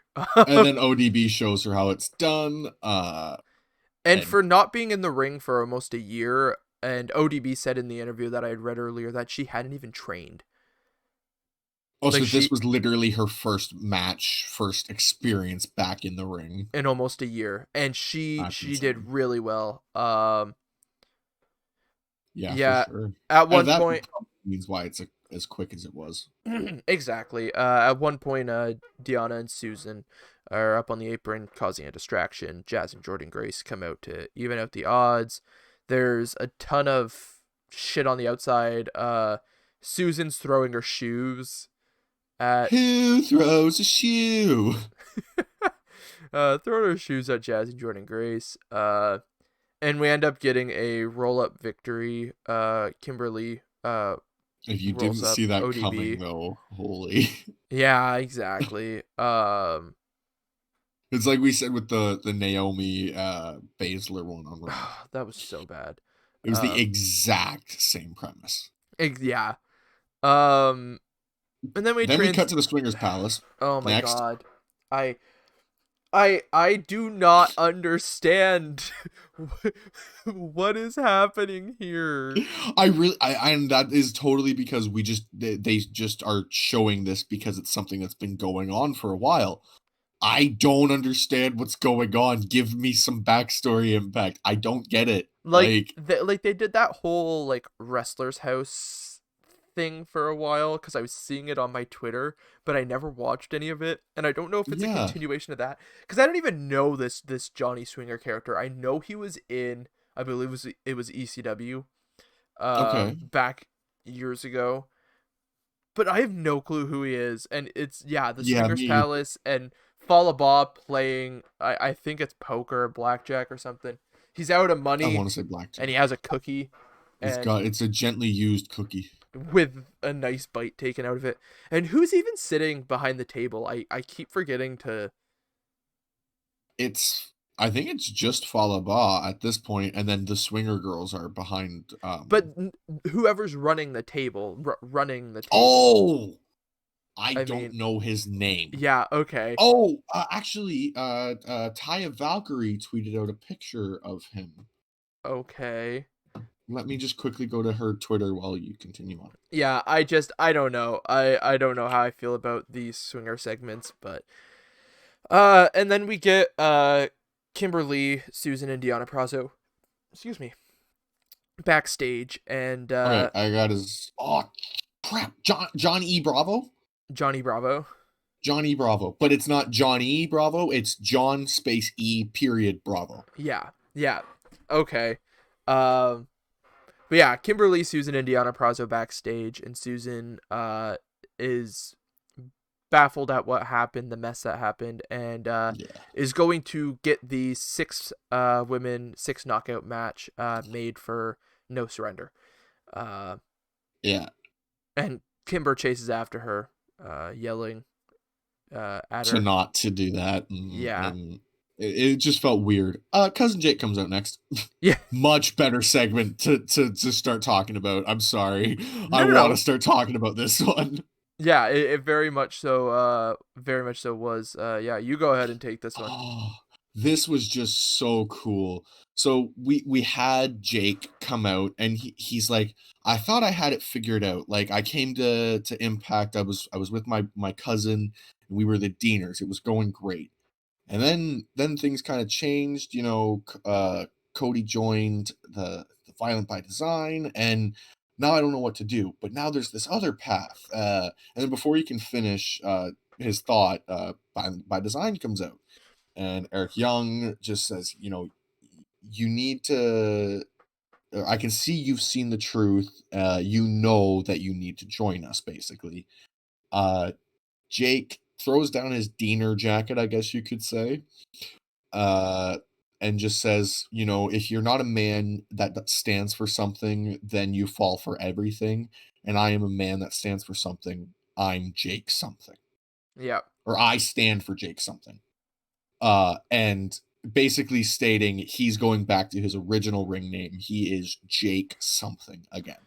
Yeah, and he proceeds to attack Cody Diener there. Yeah. And obviously the numbers game too strong. They start taking him out, and they end up putting a chair around his neck, and they get ready to do similar what they've done to Rhino and them in the past, but to his neck this time instead of the ankle. Yes. And Cody stops them. Yeah. Basically saying like no, let me do this. Yeah, and And I thought that was yeah. gonna be him hitting him, like hitting the spot with Right. the chair, and Eric Young was like, "Okay, you want him, so like, no surrender." And so we basically get Yeah. confirmation of Diener, because I guess he's not going by Cody anymore. No. But Diener against Jake at no surrender. I still think that Jake is going to join them. I just think they needed to change his name to Jake something before he joined Violent by Design. I think we're gonna have this go for a little while longer. Yes. And it's going to end, I think, with Jake just finally being like, I can't win, I can't beat him. If you can't beat him, join him, kind of Yeah, scenario. exactly. Which And I with the totally don't promo have that he issue just with. cut will be perfect. So, Exactly. We get a quick promo from Rohit Raju and Mahab Ali Shira. is that how you say it? Is that the name? I only have his last name Shira because that's all Raju calls him by. I remember from last week. I didn't. Just talking about No Surrender Saturday, the X Division Championship match He's against gonna win it. TJP. Yeah. Everybody's gonna win their match. Yep. Well, yeah, of course, everybody's going to. Uh, Um, and then one of the best segments ever. the every All night. Elite Wrestling paid advertisement. Tony Khan has figured out that he is the Forbidden Door, and he opened himself up thanks to Impact, thanks to Don Callis and Kenny Omega, and yeah, it didn't seem like Tony had too much to drink in this ad, thankfully. No, but he was flexing all of his money in this one. Like they were inside the Jags stadium. Yeah, He had TIA. on his Jags everything. Like Yeah. it was if you wanted somebody to be basically looking like, "Hey Vince, here's my money, where's yours?" Like Well, that was it. the Khan family's worth a lot of fucking money. I can't even imagine that many zeros in my bank account. Well, I can, it's just after the decimal. That's fair. Oh, that hurts on a whole new level. It does. But they preview Dynamite for the next night. And then we cut to the Good Brothers backstage. Yeah. Just chatting it up about their match later that night as well as the Yeah. pay-per-view. And they're gonna 1, 2, 3 beat up Storm and Sabin. I love that. I absolutely love that so much. I love how they're continuing it on and stuff like that. I mean, for I feel bad for people who weren't watching the WWE product and are like, okay, this is good, but like, why are they doing this? And like, completely missed out on the whole bit of it. Back, I mean, how many years ago was that? Like, oh, it was probably 3 years ago now. at Like, least, yeah. but it was probably the best segment going for WWE, and they know how to work a crowd, even Yeah, if the crowd exactly. isn't there. Like, Yeah. And so we move on from that to we have Kiera Hogan against Nevaeh, and obviously Tasha Steelz and Havoc are at ringside. yeah, And the match is going quite decent. And yeah. I was kind of pissed off with how it ended I'm really because pissed off with how it ended. I was actually enjoying it quite a bit, and then Tasha attacked Nevaeh, causing the DQ finish, and then they just kind of bolted off. They And got mad. Like, I'm getting confused here because I'm like, are they not supposed to be the faces? Fire and Flava or who? Yeah, Fire and Flava. No, Like, but yet they built up Havoc and Nevaeh all before the last pay per view as the heels of the match. I know. So what the fuck are we doing here? A complete 180 because they realized Fire and Flava's shit. uh, I just this is one of those points in storylines and the writing and that I'm like, you guys need to get your shit together. Like, But you forgot to mention that after they go and talk to Scott D'Amore and they're mad. They're mad that they keep getting DQ'd and losing. it's And Brandon Toll's fault, the referee. yeah, it's all his fault. And you know what's well, I guess yeah, we'll come back to the birthday thing. But they're just they're so Scott D'Amore, he just goes what he says at No Surrender, because you guys have lost to Havoc and Nevaeh, you guys clearly need to put your titles on the line against them, so it'll be perfect. And don't worry, Brandon's not going to ref. Don't worry at all. But just so the refs can't screw you over, it's going to be a no DQ match, so it's perfect. Good luck.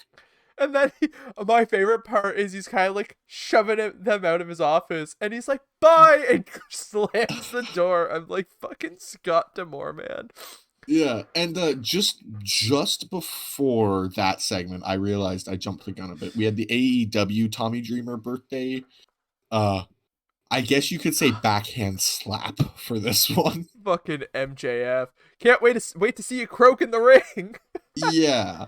And this one came from the likes of Chris Jericho, MJF, Matt Hardy, Taz, Arn Anderson, Tully Blanchard, Eddie Kingston, Matt and Nick Jackson, and Santana and Ortiz. Yeah, and was it during Santana and Ortiz's bit where I think it was Nick walked in on them?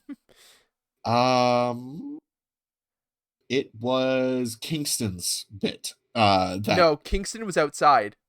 Kingston was or outside. yeah. Cause they kept telling him just keep going. He wasn't sure what to say. He's like happy Oh, birthday. Like, it was Matt Hardy's segment, I'm pretty sure. Because it was in the new locker room where the Bucks right, right. and And Nick, you could tell Nick had no clue what was going on. He was just like, "Yeah, happy birthday." he didn't even know, he didn't say to who, he just goes, "Yeah, happy birthday," and kind of walks off frame.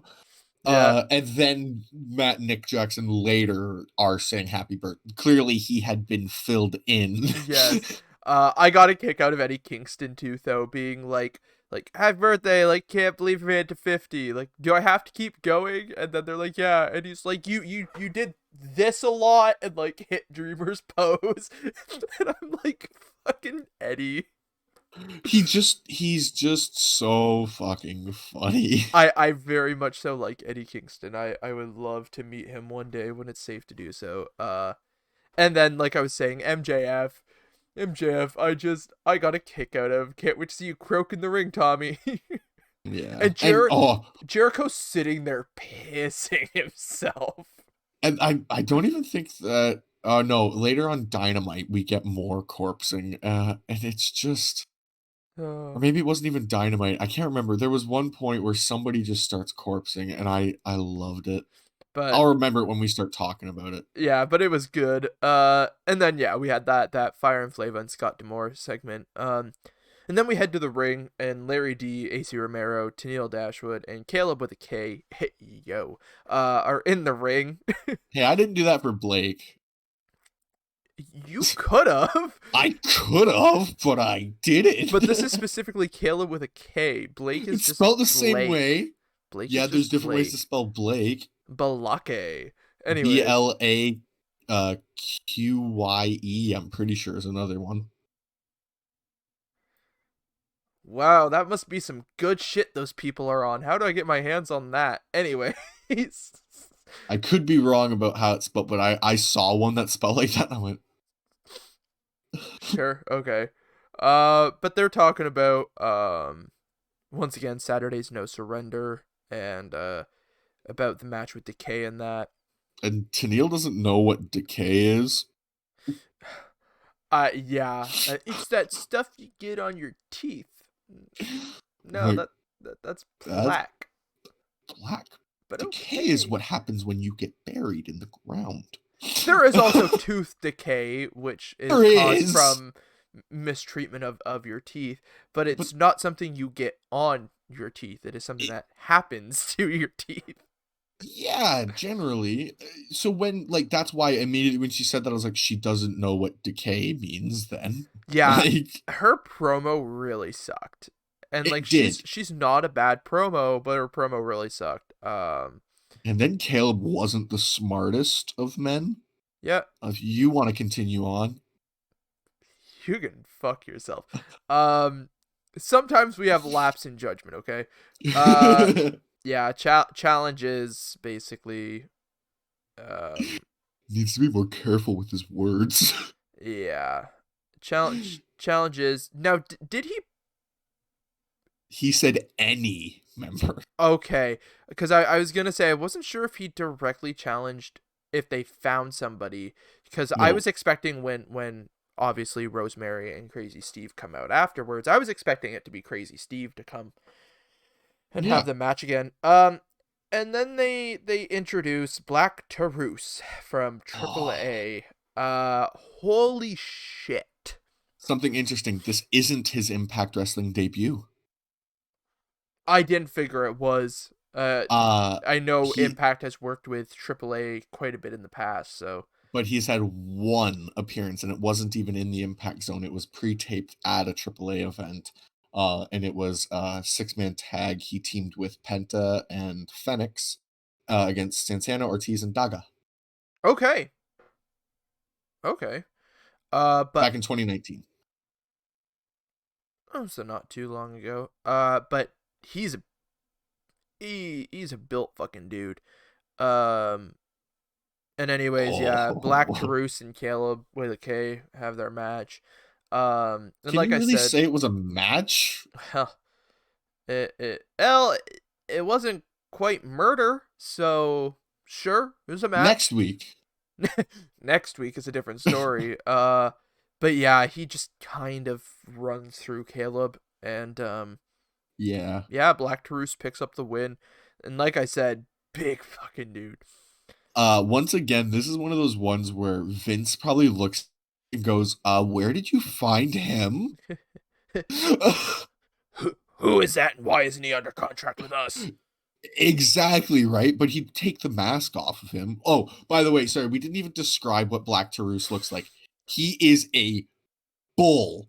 Like, he is wearing this big mask that I think it completely covers his face, if not some of its face paint, but I then think just the the eye whole thing slits. is a mask.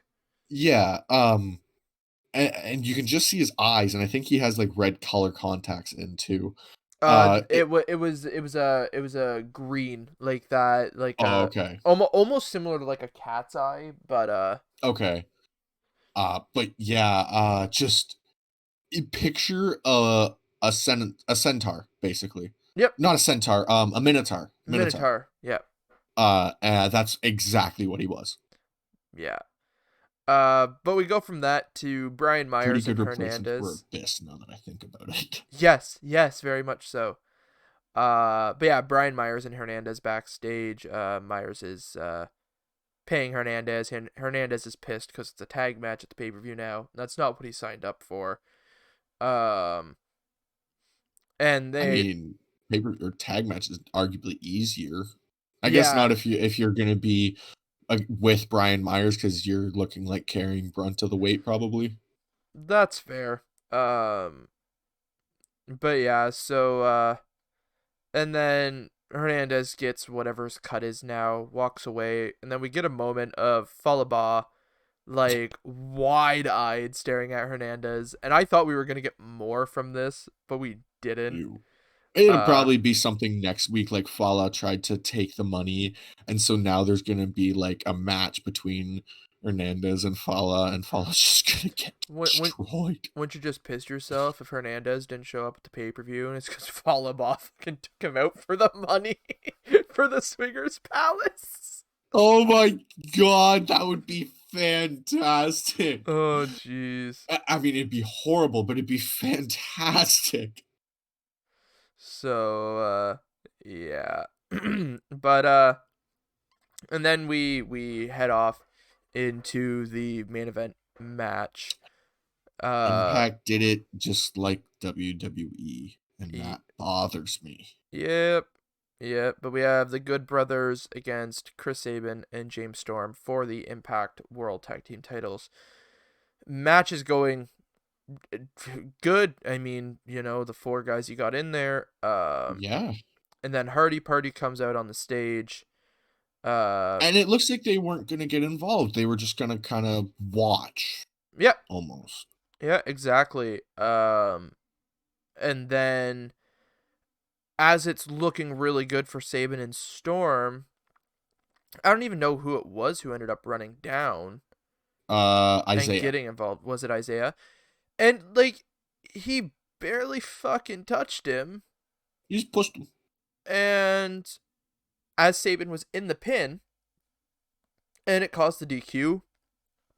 Sabin and Storm obviously getting the DQ win, but not win the titles.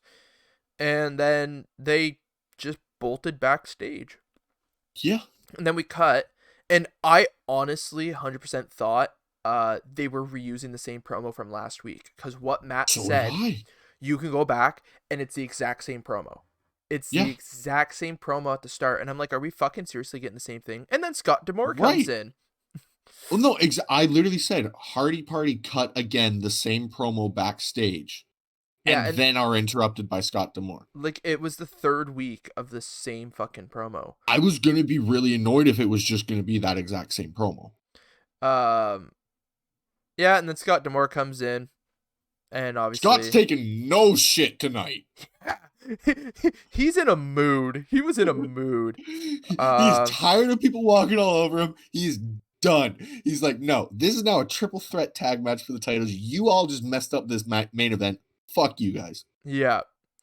Uh, To put it bluntly, that's what he did. yeah. So he adds Sabin and Storm to the pay-per-view tag title match, which was expected. We predicted that last week. And it will make sense for Private Party to pick up the win on Saturday now, to pick up the tag titles, because it won't be the Good Brothers taking the L. In retrospect, they'll still lose, but they won't eat the pin.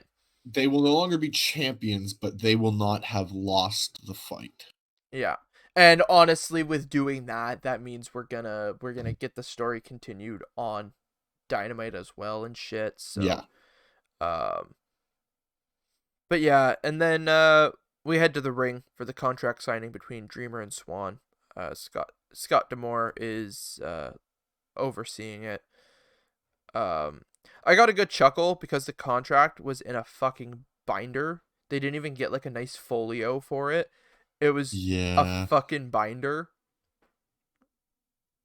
Well, you know what, Impact? You know what? At one point they were worried about checks bouncing. Maybe they're just trying to save money. Oh my god. Go to a fucking dollar store and pick up a I know, $3 right? folio. Hell, But I've got a folio here, Impact Wrestling. I've got a folio here that I will give to you for free. I won't even request anything. I will give it to you for free. Send Scott Demore to my house. I will give it to you guys for I would future just contract signings. I would just say, hey, like, let me be on your show once.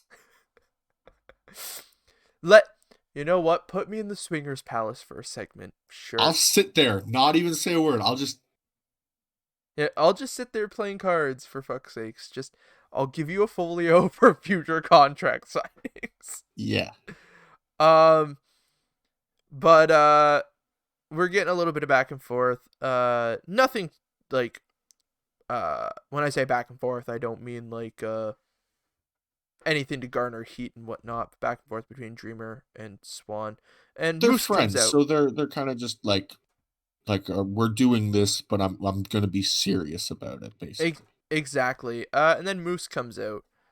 Um, and for a minute there, they like completely forgot about Tommy Dreamer, and I was like, okay. Yeah.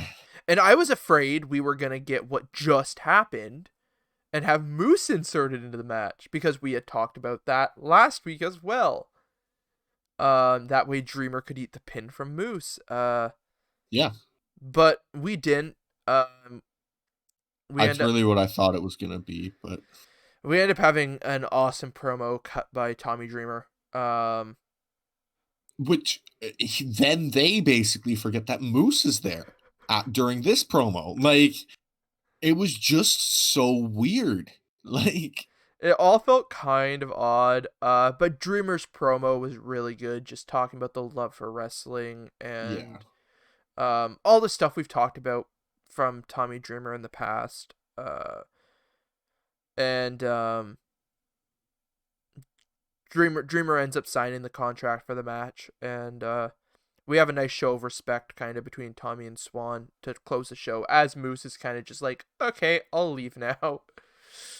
Pretty much, yeah. That's basically just it. So there's Moose is probably going to get involved at No Surrender for this match, in some way, and then it'll be a triple threat match in the future. Yeah, exactly. So yeah, but that was Impact Wrestling. So we'll move Yeah, on now to All Elite Wrestling's Dynamite. Another good show. Uh, fantastic show. Show opens up. We have Joey Janela coming out, and we cut to last week, talking about Kenta's debut in that. But we get Joey Janela against Darby Allin for the TNT Championship. And I was sitting around all match waiting for Team Taz to get involved, So is and Excalibur. yeah, and we end up having a really good match between these two. I mean, for two guys who are widely considered hardcore wrestlers in that, they Yeah, put on a really good, solid, just plain match. I would like to point out. I think Excalibur has invented a new word or move called the elbow suicida, because he started calling that in this one, and then the rest of the night that was every tope. Interesting. Yeah, I can't say I noticed that, but okay. Um, but obviously Darby Allin retains with a coffin drop.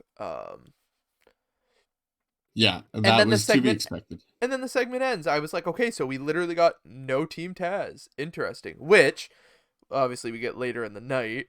Um, but I Yeah, even how we got it later in the night is not how I was expecting it. no. Um, Uh, but moving on, we get to John Moxley's pro. Not even to just move on. Like, there's just we can't really talk about it more until we oh no get no to that no! Sting I'm promo. laughing at Moxley's promo. Oh, sorry. Did Uh, did Mo- did did Kenny and Kenta like meet up in some Bullet Club Facebook group? right? Like, but the one thing that was huge that Moxley had here was he was carrying the IWGP United States Championship. Which I said after last week, I assumed he would be going forward The until thing that I he. thought was weird though was he would pick it up and then put it right back down. So I was almost wondering if he wasn't allowed to actually have it on Dynamite, and was just allowed to flash it quickly. But later on during his match, he does actually come out with it. So Yeah. Well, there's a legitimate partnership there, so there's no reason why not. no, But it, I it just the felt way he really did it. awkward. I think Yeah, it was more so because he didn't want the promo to be focused around that. yeah. Because he So would just flash it up when he would talk about that, and then he would put it back down. yeah. But yeah, talking about the match later that night. Yeah. Says his match against Kenta in March is for the title, but tonight is just for fun. Yeah. Um and then we go to the inner circle backstage, obviously excluding Chris Jericho. Um Yes. and Sammy comes in and asks for a minute with MJF, and everybody Yeah. leaves. MJF even sends Wardlow out. Yeah, but they Um specifically ask the cameras to stay, and MJF does something as they start talking where he sets his phone camera up on the table. And I don't know if you noticed that, but I specifically noticed that because I wanted to pay attention to what was going oh on in this yeah. segment. Like, Uh but he basically, they go back and forth, and it ends with well, Sammy says, like, Max, like, you're obviously, like, you're trying to, take over the inner circle, and Max is uh like, you're jealous and stuff like that. And Sammy starts going off with, like, what do you want me to say? Like, that I hate Chris Jericho, and that, like, I want to take over the inner circle, or shit like that.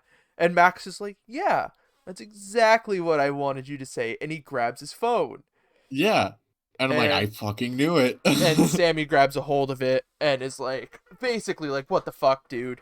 Just smashes the phone against the wall, and then It exploded. and Like, just a straight nut shot to MJF. uh, and then of course we get more on this later, but like Yes. this has just been a perfect build to what is a great conclusion. Well, I guess Yeah. it's not a conclusion, but jumping off point for this story. Oh yeah, exactly.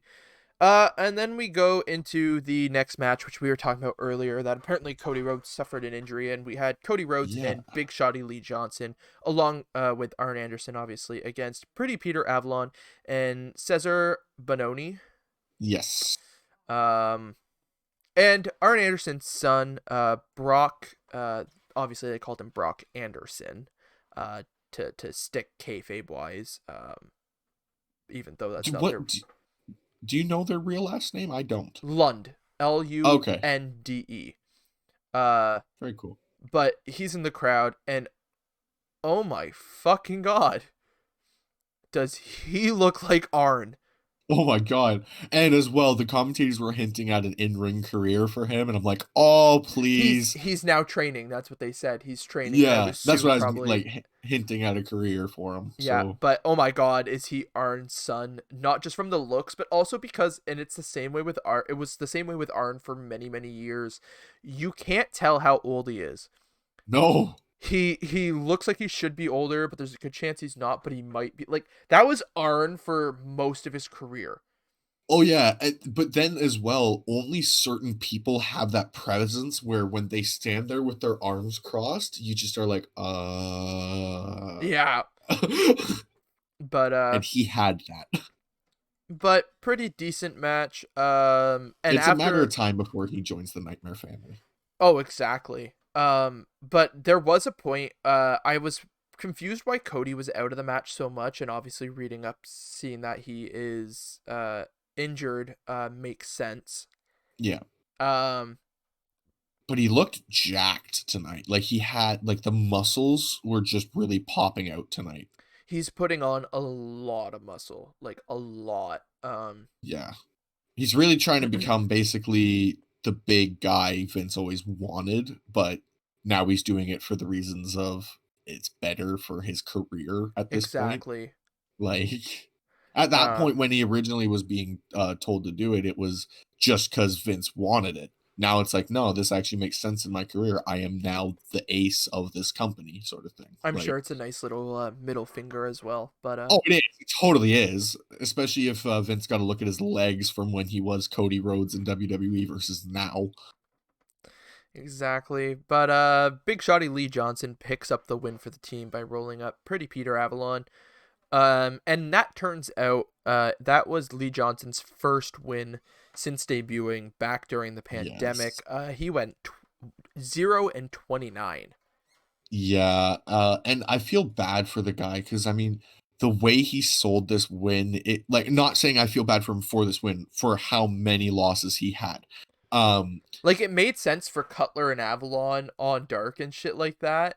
yeah, But after hearing that, I was like, dude, like, that is rough. and he sold this like it was the biggest win of his career. He really did. So I've got something to mention here. So obviously they go up on the ramp.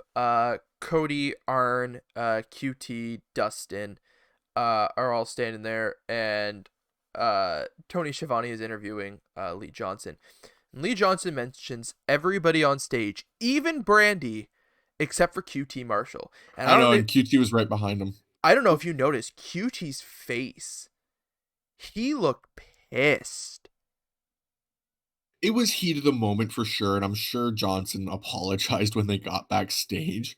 But man, yeah, He stood there and he was like okay at first, and then when he ran through the names and he didn't mention QT, you could see on QT's face he was like, really? well, and you Like, know that in the next few training sessions and whatever, it's gonna be like, well, I'm not training you. You didn't thank me, so I'm not your trainer, right? Like they're gonna make jokes about it and stuff like that. But but even when they turned to walk out to end the segment, like there was like an eye roll from oh, QT. I was for like, sure, he's definitely bro, pissed. I'm But like, shit, man. I think they're gonna clear it over because it definitely was just heat of the moment. He forgot to Well, mention somebody. it's live television. You just finished a match. Like, Yeah, it's a lot yeah. to take in. And in QT's defense, he's never been in a situation where being on live TV really and a reaction like that comes across. He's not trained to hide a reaction like that. So Exactly.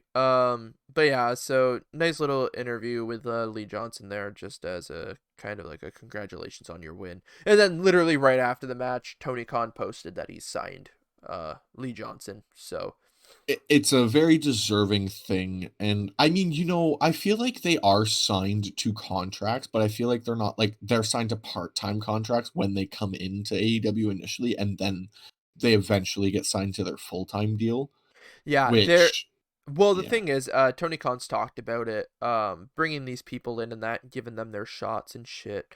It's just for them to get a payday, and stuff like Yeah. that. Like Cardona, he came in on a temporary basis. Yeah, see now he was signed to like a like 3 appearance thing. Yeah. Where a lot of these people it's just by the week and stuff. Which we Right. learned a lot from like BTE with Fuego when he was going for the BTE championship, and they were like, shit, we're gonna have to book Fuego next week. Yeah. Like if Fuego actually makes it, we're gonna have to book him. And they're like, oh shit. And that's why Dark ended up having like 60 matches at some point. Like, Well, Tony Khan just talked about that on Talk is Jericho actually. Uh Mentioning that he just wants to give these people a shot and a chance to shine and a yeah. chance to make a payday. Like, Yeah. And I mean, he's got the money to literally just say, oh, you want to be on my show? Okay. yeah, exactly. Um, but yeah, we have a interview with the Young Bucks from earlier in the day, and the Good Brothers come on in, and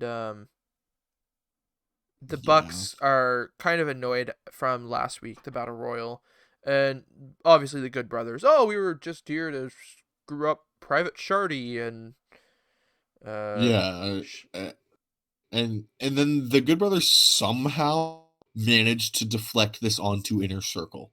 yeah, Good on them, but wow. Like yeah. But the Bucks were like, we were gonna give you guys the title shot, and like, we don't want to wait until uh the pay-per-view, and apparently next week we're getting them against Santana and Ortiz for the titles again.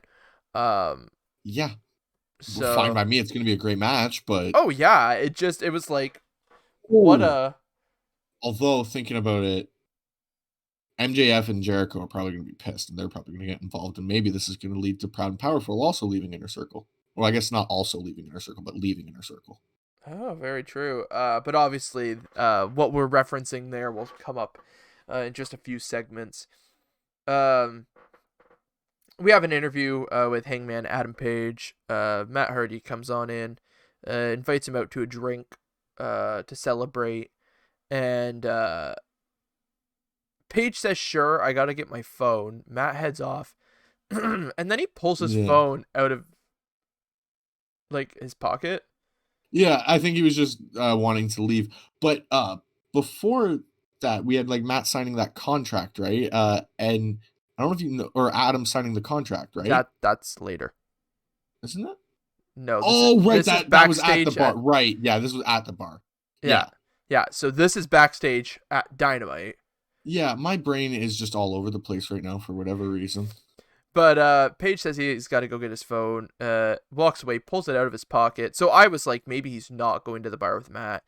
And then he runs into the Dark Order, and they're all like, "Oh, hey, like Adam, yeah, okay, Yeah. bye." Just very awkwardly, like all very sad. Yeah. And then we get Pac with Ray Phoenix against the Hollywood hunk Ryan Nemeth. I wish this match was a bit longer. That's all I wish for. Dolph Ziggler actually posted a photo on Twitter afterwards of him and Pac in WWE when they had a tag team match and like they had won it, and he just Yeah. posted that photo and the comments were hilarious. But because for those of you who might not know, Ryan Nemeth is of course Dolph Ziggler, Nick Nemeth's brother.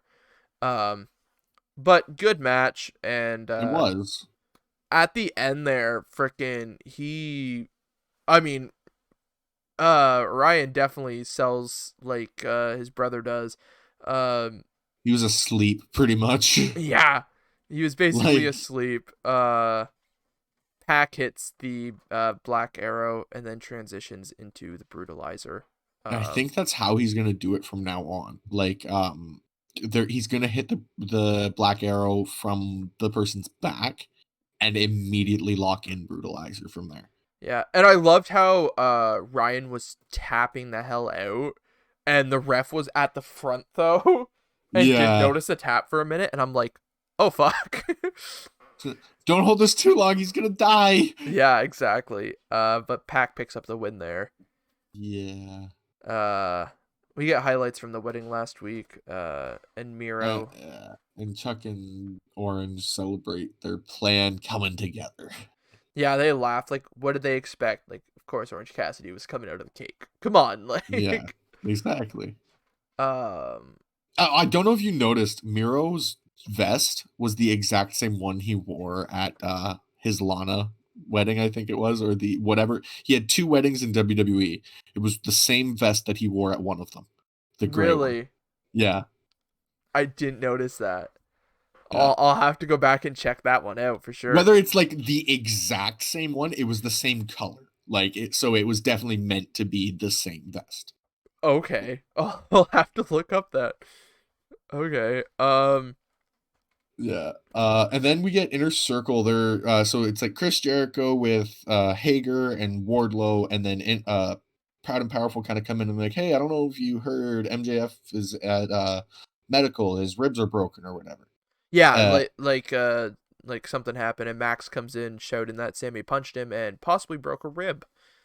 Uh, yeah, and it was like, somehow. okay, sure. And so they head off to the ring. We get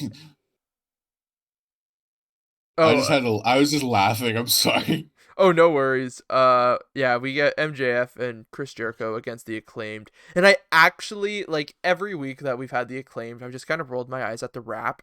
This week it was actually decent. It wasn't bad. I was like, okay, you guys got a fair shot in there. With their rap. Yeah, And good match overall. I enjoyed MJF at one point had Max Caster in an abdominal stretch hold, Yeah. and he kept reaching back, and Jericho obviously grabbing to strengthen that hold and whatnot. Aubrey kept coming around, and they kept loosening up.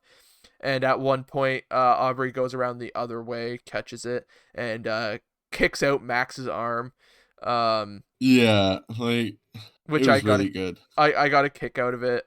Um, and I actually thought they were going to give the Acclaimed an upset victory at one I point. thought so.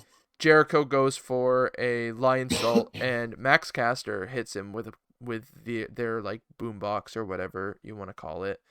Yeah. I guess it would be a Bluetooth speaker in 2021, but us as 90s kids call it a boombox. Yeah, exactly. Uh, and yeah, just as they're setting up for the win, Max Caster on top, he gets pushed off, and Jericho hits Going for really. the Acclaimed to Fame. I didn't realize that was their name of the move. Oh, okay, sure. Yeah. And Jericho hits beautiful Judas effect, picks up the win. Um, and then here comes Sammy Guevara, and something I'd like to point out. Um, Sammy's T-shirt. He was wearing a woman T-shirt, which for those of you who may not know, I that don't. was Nancy Benoit. Oh. That was her character in Oh. WCW. He came out, I saw the shirt, and I went, "Holy shit!" I He's didn't pay attention wearing to his a shirt. woman T-shirt. Like that is awesome. So yeah, Nancy Benoit obviously the was the wife of Chris There have Benoit. been a lot of teases to the Benoits lately. Yeah, but that was her character in WCW. They put the shirts out after Dark Side of the Ring aired. It was her first shirts in almost 20 years. Oh, Um, wow. and so when I saw it, it's in my notes here because I was like, that's like one of the first actual like visual things of a Benoit in general. Like I hate to stick her in there. I'm not sure of her maiden name. Um, but obviously at death Nancy Benoit. That was like the first visual we've seen in a long time. Yeah. Of any kind. I'm just trying to Of an find. actual, like, where you can point out that this was actually being referenced. Like, we've had the headbutts and stuff like that where we can look at that and be like, "Well, that was clearly the way of, uh, Benoit and stuff like that," but Yeah, this was clearly a straight call. yeah. So that was really nice. But yeah, Sammy comes out and yeah, he tells Chris that he had said back and he had mentioned the date um that if I think it was the date MJF joined the Inner Circle. yeah, something about that. Um that if another thing happened, he was done. And Sammy quit the Inner Circle, Yeah. which was like holy shit. Yeah, exactly. And then Alex Marvez tries to get a word from Sammy as he leaves, and a really interesting note that the exit thing that he leaves from Daly's place literally says exit no entry above it as he's leaving, and I just thought that was kind of funny. Interesting. Like it's definitely just because that's the exit, but I saw that and I was like, I wonder if he's actually going to leave for a little while. Yeah. Like, Well, he ends up saying he needs some time away from this place. So it'll be interesting to see. Probably give it a few weeks. he Um, is the BTE champion, so he will be backstage. I But would not be surprised if we do not see him until Revolution, and he yeah, screws Chris and Max out of the titles. I yeah, yeah, Unless it's, as we've said before, a long ploy, and he comes out the Bucks thinking he's there to screw them, like screw Max and Jericho out, and he screws the Bucks out of the titles. yeah. And then just it's Matt, but then he just rejoins Inner Circle with Jericho still as the leader. And the end goal with that would be, if that's the case, it would have to be MJF and Sammy becoming the leaders of Inner Circle. Who knows? We'll So see. it, We've got a lot of weeks. you know what I just thought of? So Jericho is hurt before their match, and MJF needs to get a partner, and out comes Wardlow, and Wardlow points to the ramp. Everybody's like, it's going to be Wardlow, right? And then he points to the ramp, and out comes Guevara. Yeah, like, Uh, hey, like I'm back. carrying Jericho, like dragging Jericho out, sort of Oh, thing. oh You know what I shit. mean?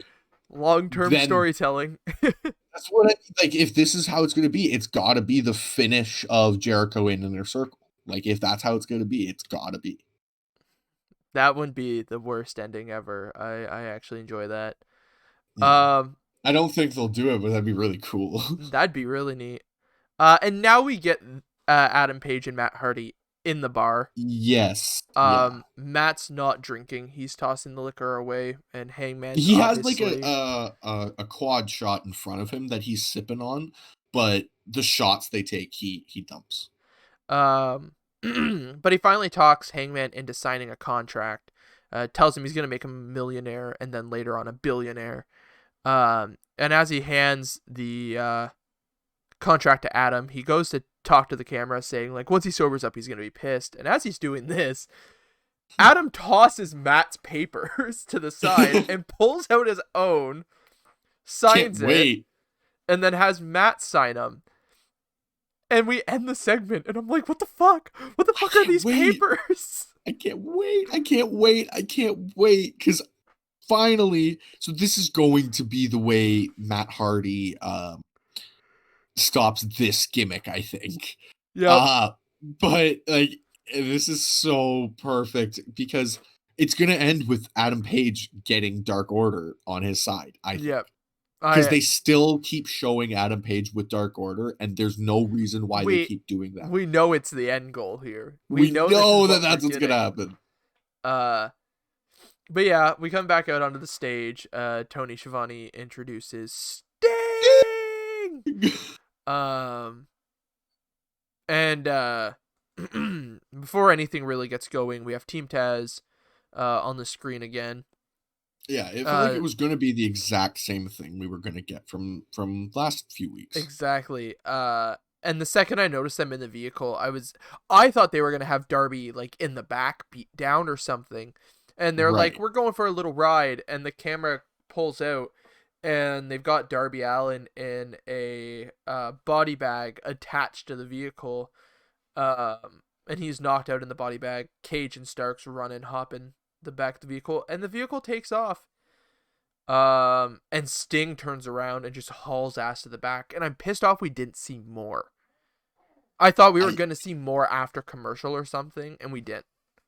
And there wasn't a whole lot of talk about it either afterwards. Like, they mentioned, oh, we're going to get the fallout of what Sting, but like, Darby's being dragged behind a car still, as far as we know. Yeah, exactly. As far as Dynamite is concerned, they drove to their hotel and now have Darby kidnapped, basically. Pretty well. So, I don't know. And then we have Kenny Omega at the golf course and Alex Marvez, because he's fucking everywhere. Yeah, he teleports. There was a tweet, I don't know who it was from, but it was like, I'm thinking he has some assistants, and the gif is Doctor Strange walking through the portal. I'm like, yep. But Kenny tells him to wait a minute. He takes the shot, and he misses, and then Don Callis and whoever the other person was kicks the ball way out of view. Callis pulls another ball out of his pocket and drops it in the freaking hole. And it was just so good. It was so good. It worked out really well. But Kenny goes on basically to say, like, he doesn't need to train for this match. He doesn't need to study tape for this match. He needs to go out and clear his mind with some golf. Yeah, exactly. Like, it's perfect. So sure. And then next up we get a match from round 1 of the AEW Women's Eliminator Tournament, which the full bracket has been announced and is available to find on the AEW Twitter pages and that for everybody. The pisses me off a little bit. The Japanese side of the bracket is taking place, I believe it was Monday nights on AEW's YouTube. Okay. We will not be seeing any of the Japanese side of the bracket from our knowledge on Dynamite, which annoys me a little bit. A Um, little bit, but, at the same time, it kinda makes sense because it would be a bit jarring to be like, "Okay, and now we're gonna cut to Japan," and then, like, because there could be a lot of feed like, you know, I well, just feel like pre-tape the matches and for then sure, air them obviously, on they're gonna Dynamite. be I feel like they're gonna be pre-taped, obviously, but what I'm saying is I feel like they don't wanna do that because 'cause it'll just be too awkward for to keep doing it, like, 2 or 3 times a show sorta thing. But the thing is we're gonna have the whole U.S. side of the bracket on Dynamites. We're building this up to Revolution, which I figured we were gonna, because we only get one women's match a show. I was like, maybe we're pushing it to Double or Nothing. But apparently it's for Revolution, and yeah, all the Japanese side. And the thing is, if the Japanese side of the bracket ends up winning, and it's a name that we haven't seen yet, none of the fucking audience is gonna know who it is if they're not watching that side of the bracket on YouTube. Okay, well, I feel like Dynamite's not gonna or AEW's not gonna really, not talk about it, though. Like, they'll probably show a lot of highlights of it and constantly say to make sure to check it out and whatever, and maybe if they get a lot of lashback on it, they'll be Well, there like, "Okay, already well." is, because they Right, did so this to the women's tag tournament too, and this is where I'm starting to get really pissed off because they keep saying in interviews, and it's not just one person, it's multiple. It's Kenny, it's the Bucks, it's Tony Khan, and they keep saying like we're building towards the women's division, we want to give them a spotlight, and you have a 2-hour show, and we have one 5 to 8 minute women's match with these big things going on. yeah. So No, I totally get it. why aren't we giving them a spotlight? Why are we putting it on YouTube, and the viewership differences in that? Like when they did the finals to the tag tournament on Twitter, people were like, "Oh, so this is who's in the finals." Okay. Like no clue, because I didn't even know they were really airing it on YouTube, cuz they'd mention Yeah, it once a fucking show. yeah. So it's just it's the shitty side of it that we're going to get one women's match still on Dynamite. The whole Japanese side of the bracket's going to go, and if we have somebody on the Japanese side win, like I said, if it's not a Yuka Sakazaki or an Aja Kong or something like that, people aren't going to It likely have. won't be Aja because she's But I'm just saying, if it's not somebody we haven't already seen, the majority of the audience is going to have zero fucking idea who it is. Yeah, for sure. Which And I'm is, not saying that's wrong. I'm just saying, like, I feel like they're gonna do it at the very least to show us who they are. Hopefully, I mean, and maybe who knows? With the backlash, they're gonna put on at least one or two of them on Dynamites. Then, well, there's no reason that, like, we couldn't have set this up for Double or Nothing. That's May.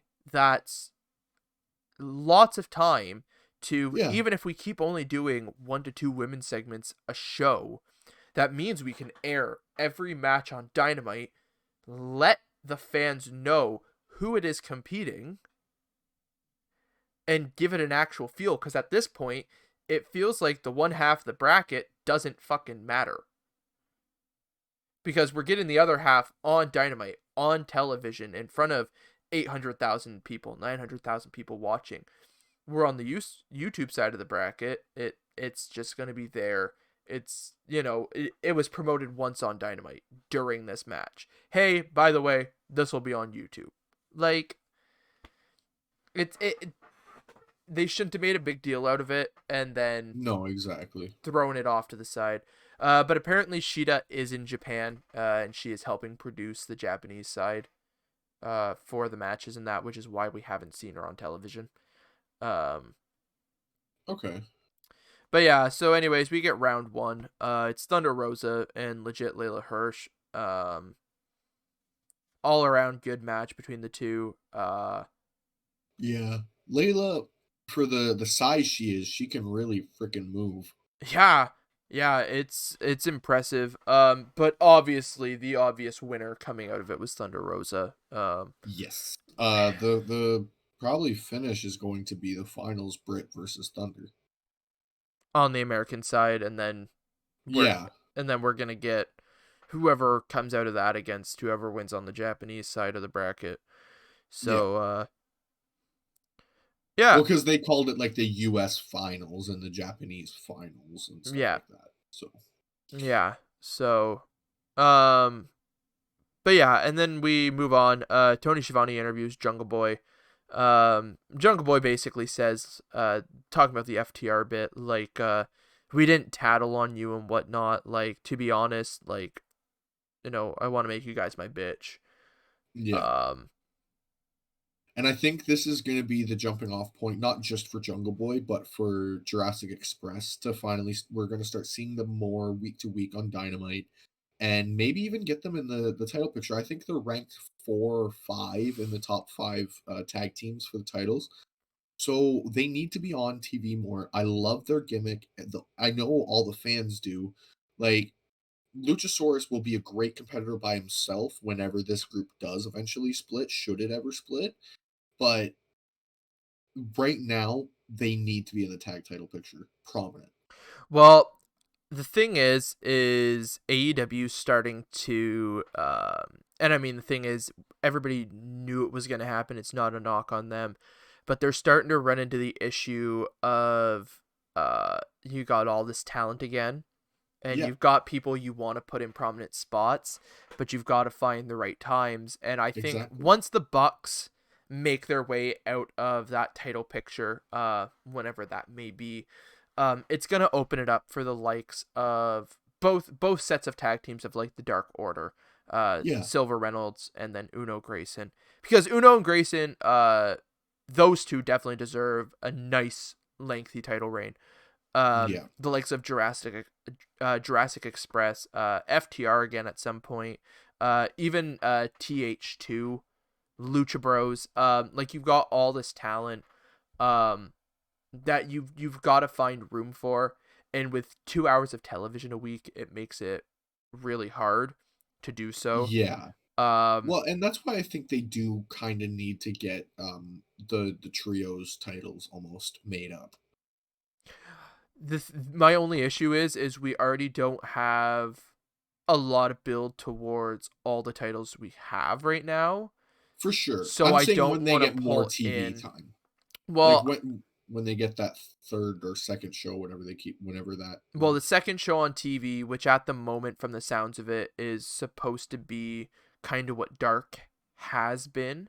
It's supposed to be developmental talent in that. right. And Dark transition back to what it was supposed to be initially. Um, because Dark has kind of become that developmental show with some of the stars on it. And we can kind of transition Dark back to some of the lesser guys, a little bit of story build, stuff like that, and this other hour of television dedicated to building new stars like a Lee Johnson and guys like that. So it's gonna be called like AEW Up and Comers or something like that. Well, I know they had trademarked a uh Oh, you know what? It'd be cool if they called it AEW Fuse, as it's the fuse to Dynamite. They're training to. that's fair. Uh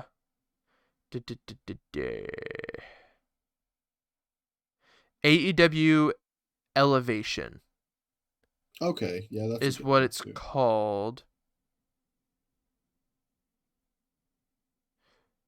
but apparently Meltzer shot down the rumors for that. But I mean, why would It's they Meltzer. trademark that name? Like what else are they Um, gonna use AEW Elevation for? a new pay per view. Like maybe they're gonna make a fifth pay per view. I hope not. Oh, but I mean, a fifth one wouldn't be bad. I like the quarterlies with the named Dynamites that kind of go with them. Well, I mean, maybe it'll be a Dynamite then. It just doesn't fit the same way the other stuff they have done does, though. Yeah. Because We'll see what it Elevation, when you is. say the name, like it very specifically, you relate it to elevating the new talent or shit like that. So, For sure. It's a wait and see thing for sure. but anyways, we move on to the main event. Kenta and Kenny Omega, obviously with Don Callis against Lance Archer and John Moxley, with Jake Roberts outside with them. No DQ, falls count anywhere. Um, Match starts off. Kenta has the briefcase for the IWGP United States Heavyweight Championship. The contract in there that he's been carrying around for over a year, I guess. And he Yeah. attacks Moxley and Archer with it. I'm pretty Um, sure he's held it pretty much the same amount of time Moxley's held the championship. Pretty well. But this match just gets going. Us talking about it will really do it no justice. Like, No, this you is one of gotta those take the time matches. and Yeah, watch it. absolutely. Like, there's a spot where Kenta goes for a suplex on Pretty Peter's bed, and it gets turned into an Archer chokeslamming Kenny onto the bed. Like, it moves entirely from pace to pace to pace to pace to Yeah, pace. They eventually start fighting in a kitchen. Like, it yeah, is insane. But one thing that bothered me in this match, they just replayed like hard cut to a replay of everything that was going on in the match. Like stopped showing all the current action going on, and I was just really jarred by that. yeah. Like it's not the first time they've done something like that, and I figured, with them claiming it was live, um, which I'm not saying it wasn't. It's just as we were talking about the crowd and that, I figured it was to give them time to get around to the next spot, but it was a For little sure. like, oh shit. Um, Yeah, I was just like, why are we seeing this? Like, I would have preferred that at the end of the match, but it was whatever. It just kind of was jarring. Yeah, but yeah, they brawled throughout the ring, trash cans, ladders, all that good stuff. As you said, they brawled on the outside. Kenny going through Pretty Peter's bed set up there into the kitchen. Mox and Gets Kenta, potatoed. yep, gets potatoed. A box of potatoes. I love when they were up on the stainless steel tables and Excalibur was like the work surface. Uh, And Chair's like, you mean a table? Yeah. Day 3 of wrestling class. Get the stainless steel tables out. Yeah, and then they make their way back around, and we have a really, really cool moment. Kenny is setting Mox up on the on the ringside table. So the The bell, Justin timekeepers. Roberts, yeah, they sit, and Archer and Kenta come out, and Archer picks Kenta up and starts heading towards the The announcers. announcer's desk, and they all fucking hightail it out of there. Oh yeah. Um, Kenta slips out and then runs, dives off the stage and double foot stomps onto Mox. And it turns out Kenta brought one of the Japanese tables with him. Uh, because table didn't fucking break. Japanese tables. Good luck to John. Yeah. Um, but we end up having the Good Brothers come out. We get a really cool spot of Jake Roberts taking out Carl Anderson. Then Gallows gives a good punch to Roberts, and Kenny sets up for the V trigger on Jake, which I was like, oh! And then all of a sudden I saw Moxley out of the corner of my eye with the barbed wire bat, and I was like, oh, okay, never mind. I was like, are we gonna witness a murder? I would Like, have liked to have seen Jake hit a DDT on Carl instead of just a clothesline, but the thing is, I don't know what Jake's mobility is like, so I wouldn't want him to go down and not be able to get back up. well, I worry if maybe Jake can literally just do a clothesline, but he falls every time when he does it. Because he did fall when he did it again. Like it just seems a bit weird. Like I hope Jake is okay. Well, I know his mobility's not great, and I mentioned it on one of the last podcasts. If you watch the DDP documentary on Prime Video, and that it talks a lot, and you see the shape he was in. So, um, but yeah, we end up the Good Brothers hit the Magic Killer on Archer, and then they help Kenny pick him up for the One Winged Angel. Um, Yeah. and obviously Omega gets the pin, and Nobody kicks out of the One Winged Angel except for Ibushi. but we don't talk about that. Uh, No. and obviously Kenta is still beating on Moxley on the outside, and we finish the show. Yeah, it really just pretty much ends like that. But it was a really good show. Yes, it was. And then one final show of results to talk through, which I've actually got a note on the second match here, because we were discussing it last week. I've got a note that I found, but So do I. okay. So obviously, NXT. We start off the semifinal for the Dusty Cup, MSK against Legado del Fantasma.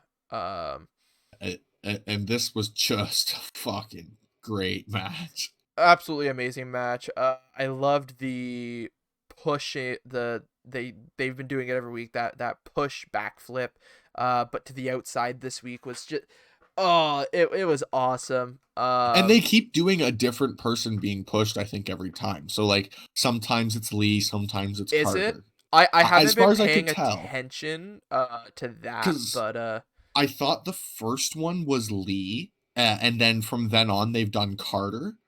And so I think they do alternate it. It just depending on who was the legal man at the point. okay. But I can't tell. I'm almost certain Lee was the one who was pushed the first time.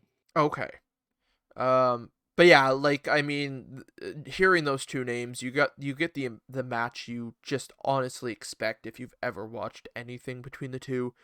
Um, Well, yeah. I mean, Jacqueline Wild, if you don't know him, was in the X division in Impact under was he DJZ? Yeah, he was DJZ. Uh and he just was crazy there, and this is basically just him being that flip crazy motherfucker again. Like, yeah. Oh yeah, like it was an absolutely fantastic match. And obviously MSK advancing to the finals. I think that was pretty evident from the oh get-go. yeah, Um, but they had to make Legato look strong in which they this one. did. Yeah, They really did. But yeah, so MSK wins and advances to the finals this Sunday at Takeover Vengeance Day. And then we get a video package for Mercedes Martinez talking about the 20-year journey that she's taken to get to this title match Sunday.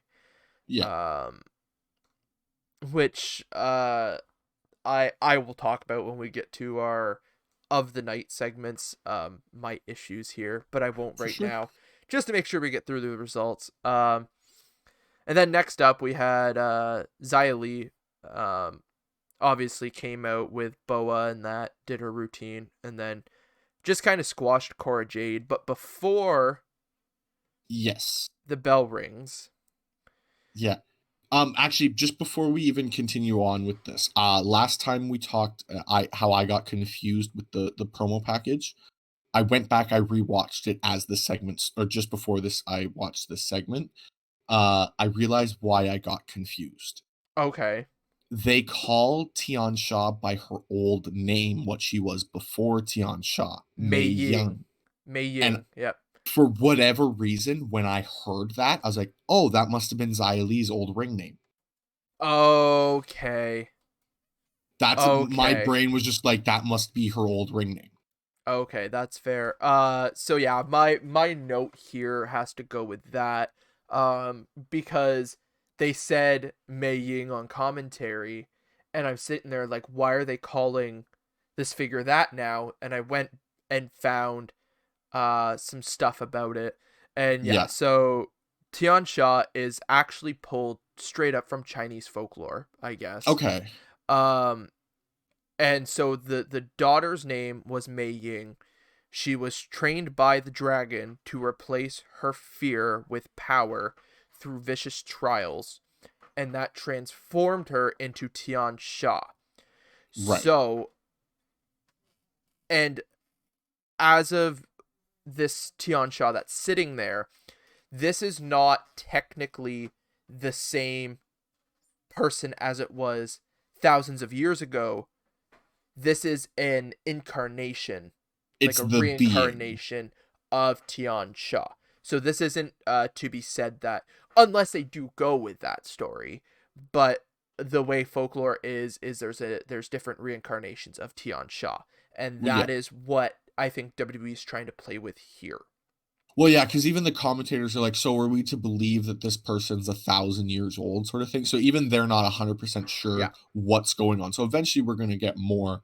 But yeah, I just wanted to make sure I don't look like a stupid person. I was just really confused as to why there was two names talked about. Yeah, And so no my brain was like, worries. oh, it must have just been this person, right? So to Yeah, no try to explain it worries. to myself. Well, I was really confused last week when we were talking to, and I was like, I mean, with the video package, I mean, things could get construed and misunderstood. That's fine.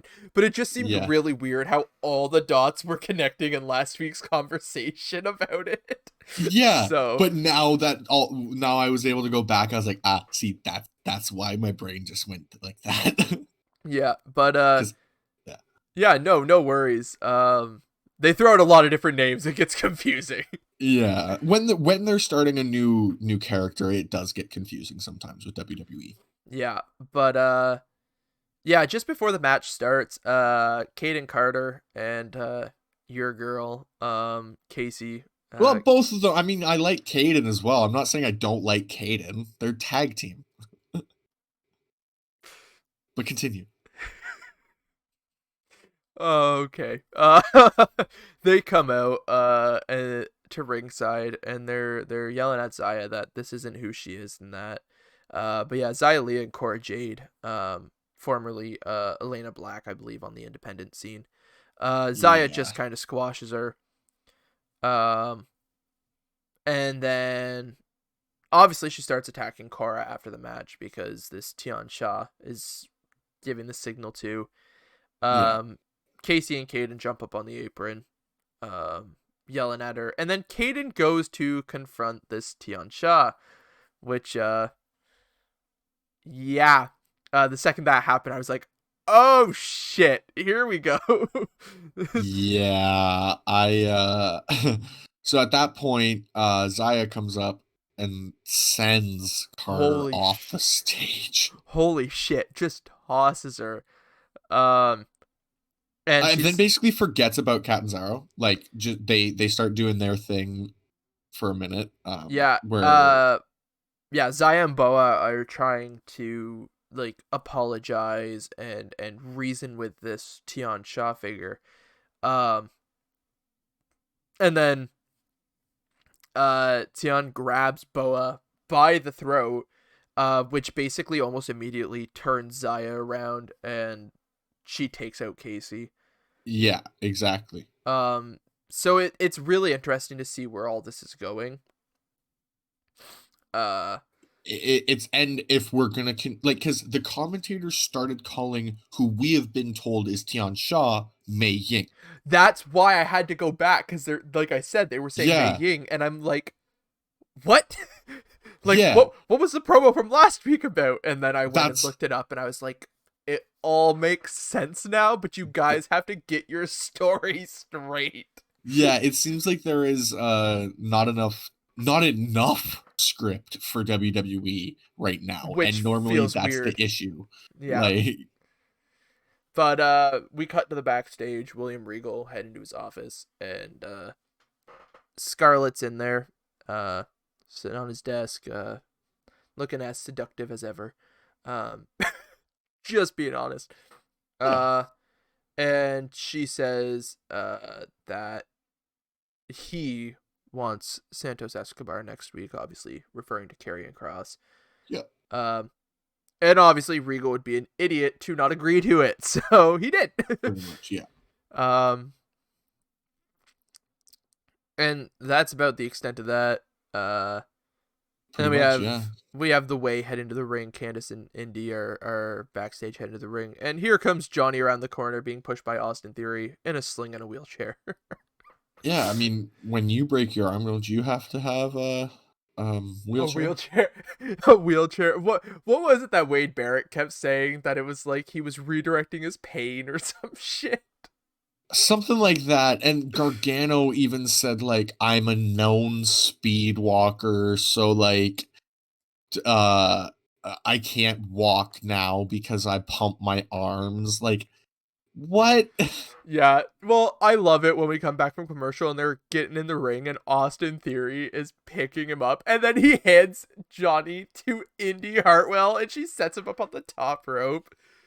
Yeah, Oh, it it's was great. fans are chanting Johnny Wheelchair. Um, Yeah. And then he goes on to say he has 4 fractures in his arm. And then pretty much later on says to Regal, like, hey, you should suspend Kushida for what he did to me. And Regal comes out and he goes, the medical team cleared you. well, no, my favorite part first is he comes out and he's like, we're trying to get along with like the women's Dusty Cup here. Oh, Like, yeah, that true. Yeah. can we get going? And then he's like, and the medical team cleared you last night, right? Yeah. And then Gargano's like, well, here, I'll show you this x-ray. And he shows him an x-ray that is a clean break, not 4 fractures. Clean breaks. The X-ray shows the right arm when it's actually Johnny's left arm that is slinged up. But the R stands for real. I love that. Um, and so Regal gives Johnny an ultimatum: either Austin Theory can defend the title tonight against Kushida for him, or he can forfeit it. Um, Yeah.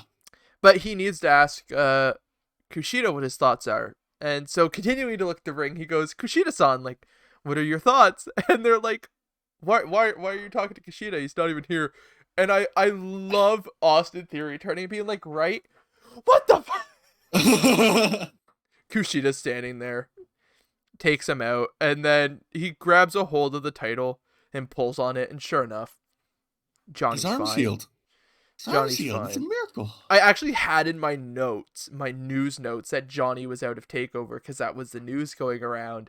And then after the show last night, I went through and deleted it because I was like, okay, so it was all a fucking... Okay. Ruse. Um, You got played. but, well, it was all over, and WWE was even reporting it and that, like, Johnny's out of the match at Yeah. TakeOver and shit. I was like, oh, fuck. And then we get this. You played yourself. Yeah.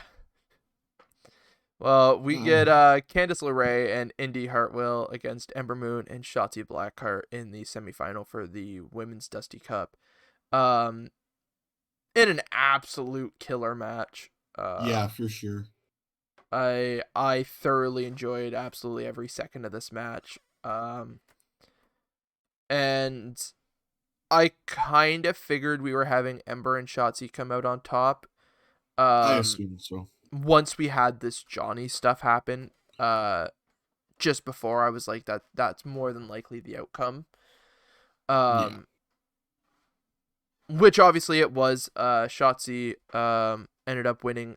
Indy Hartwell threw herself on top of Candice LeRae as Shotzi went for the top rope senton, which seemed kind of dumb, and even those on commentary, Vic Joseph, Beth Phoenix, and Wade Barrett were all like, why wouldn't she have just saved herself? Candice wasn't the legal one in the match.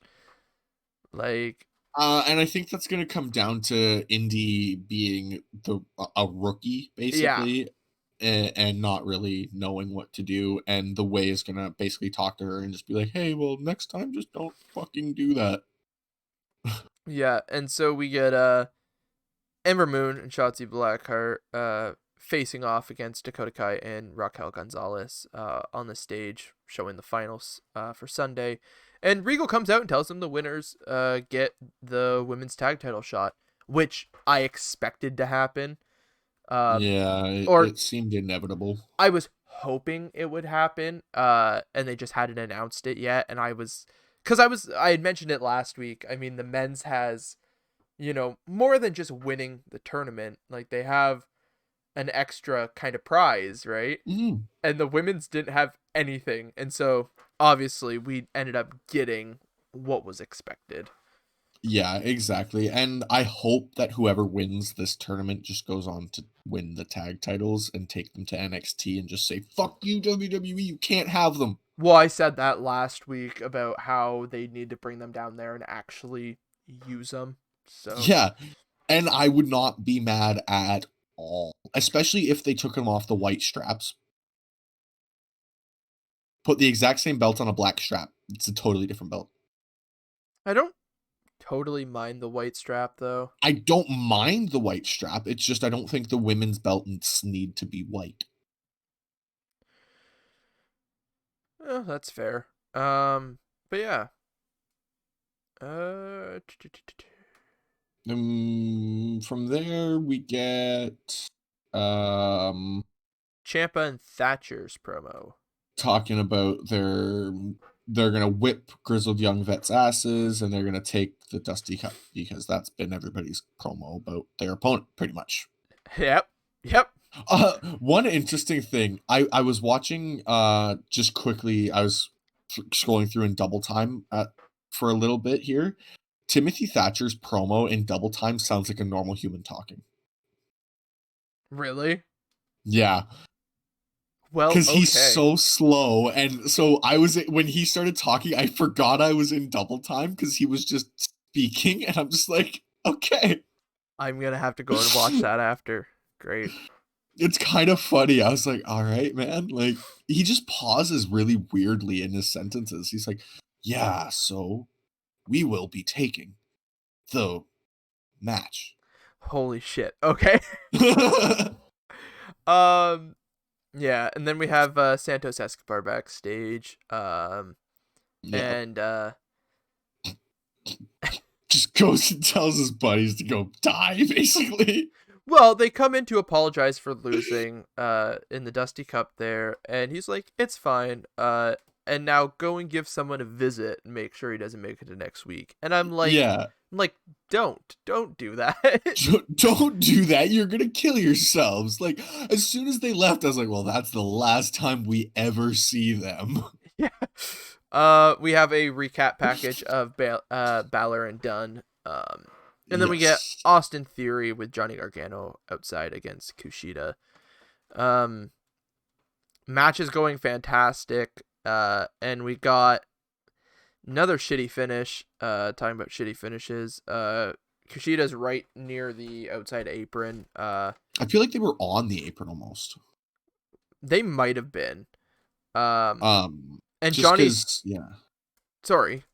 No, I think Theory was going for a power bomb, and well, because that's what I have here. And as he landed it, like Kushida grabbed the arm and just pulled Oh, Theory across the apron, put sort him of into a thing. choke or something. Because Pretty much, I and they, knew yeah, Kushida was laying down. yeah. So Kushida was laying on his back, pretty much right under the bottom rope of the Yeah. apron, and then Gargano was just like "fuck you" and kicks him. Super kicks him, causes a DQ, and go figure, Johnny's arm is magically healed. He And had the Friday. I guess it's the Friday Night Messiah. Save him, not the Monday Night Messiah anymore. yeah, but God, that would be a twist. no. The Way comes out next week and Seth Rollins is leading them. Stop. Just stop. But Austin Theory and Johnny Gargano are beating down on Kushida, and then someone grabs Austin Theory's legs and starts dragging him under the ring. It's Bray Wyatt, right? Because that's what Bray Wyatt did. Or Kane. Yeah, Kane yeah. did that too. I actually wasn't fully sure who it was for a second because I keep forgetting about Dexter Loomis being involved in this. Well, anyways, Johnny goes for the save, and when And he he, pulls him up, or no, sorry, uh, yeah, yeah, you had it right. yeah, Yeah, you sorry, had it right. I was in the wrong spot in my notes here. Oh, you're good. Yeah, so Johnny pulls out Dexter Loomis from under the ring and Yeah, scurries so he goes away. for the save and thinks he's pulling Theory. And as he scurries into the ring, um, Kushida's there, and as Theory comes back out, he's thinking Loomis is Johnny. He realizes it not. Runs into the ring. Um, and they Uh, both end up yeah. getting locked up respectively. Kushida's got Johnny, and Loomis has Theory. Um, and it was really creepy at the end, which it works is what is the thing. After he had put Austin Theory out, he's like sitting there petting Theory's hair. And staring at Kushida, who is holding the North American Championship. I think if Kushida wins, he's going to give Dexter a shot at the title for all the help he's done. Sure, sure, It's a why simple not? little thing, and I mean, Dexter doesn't have to win, but it'd probably be a really good match. Oh, exactly.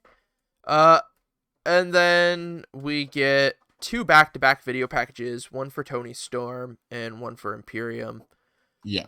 Um, and then we head to the backstage, and Legato is fucking destroyed. Um, Yeah. and Karrion Kross tells Santos Escobar that if he wanted it done right, should have done it himself, and that he'll do to him what he did to these guys next week. Yeah. Uh, and Then then Cameron Grimes arrives in a limo. Or a limo, Lamborghini even. Lambo, yeah. He's passing out money, comes in the ring, says he Do you know how invested. much he gave out? He tweeted about it. I didn't see. $36,000. Yeah, he says he invested in GameStop. He's investing in. He kept saying Dogcoin. It's Dogecoin. New fucking cryptocurrency. He's rich as Really? hell. Yeah, it's a big thing. Elon Musk, Snoop Dogg, Gene Simmons from Kiss, they're all investing in it. Oh yeah. It started off as a meme thing. It's been out for like 6 years, and now everybody's Right. investing into it, and it's actually going up. Um, Hopefully it goes up a bit so I make some money. You have some. Cameron Grimes is saying he's rich as hell, and he's so rich he doesn't have to listen to anybody. They can all kiss his grits. Yeah. Moving on from that segment. He rolls around in the money. Yeah. He Uh, rolls around in the money, everyone. we we have a backstage interview with Johnny Gargano, obviously just talking about. So now he can say Kushida's name. Yeah, But the interviewer can't. I don't know. I don't know. And then we get the video package for Io Shirai, which I will talk about my piss off here in a little bit. But we get the other semifinals match for the men's Dusty Cup. Timothy Thatcher and Tommaso Ciampa against the Grizzled Young Vets.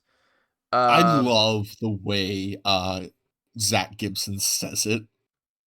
Oh, The grizzled young vets.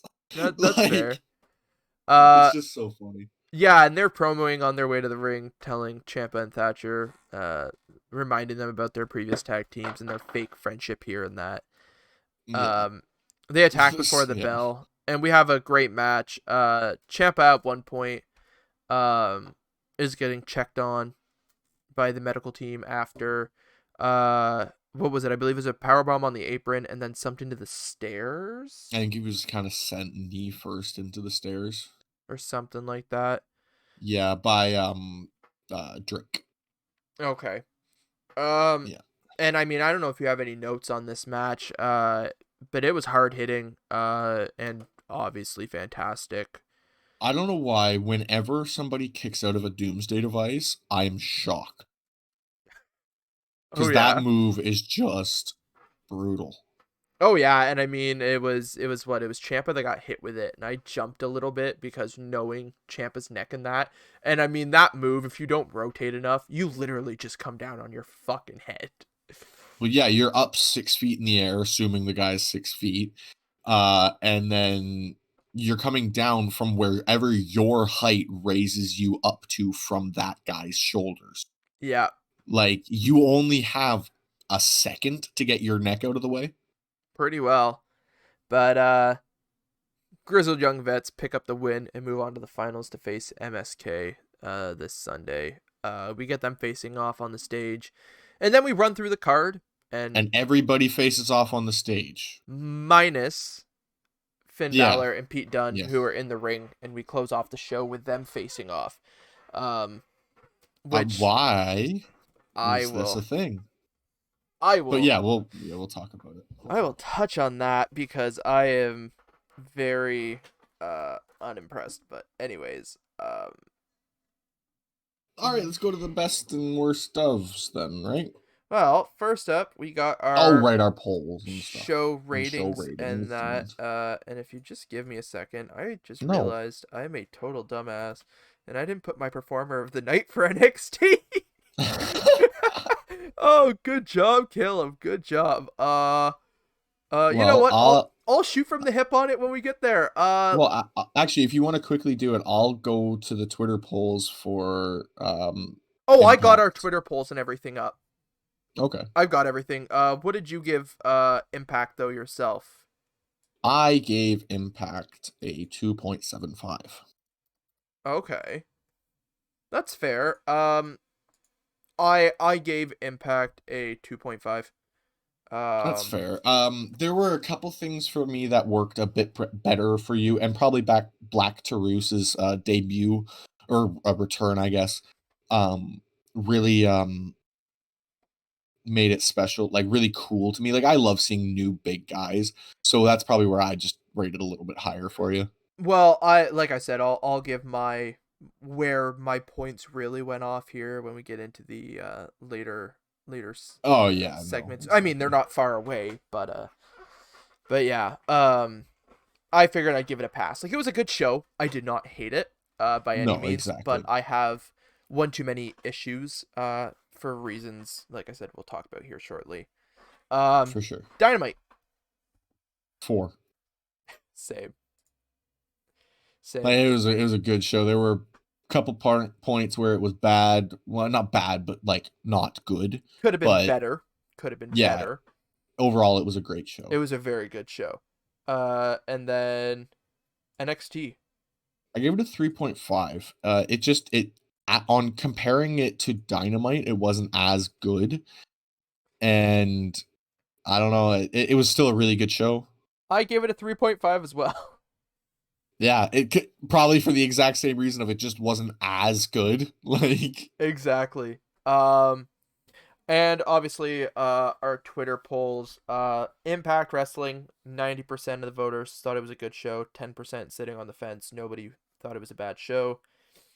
NXT, 80% thought it was a good show, 20% thought it was a waste of time, and nobody was sitting on the fence for that, which was surprising.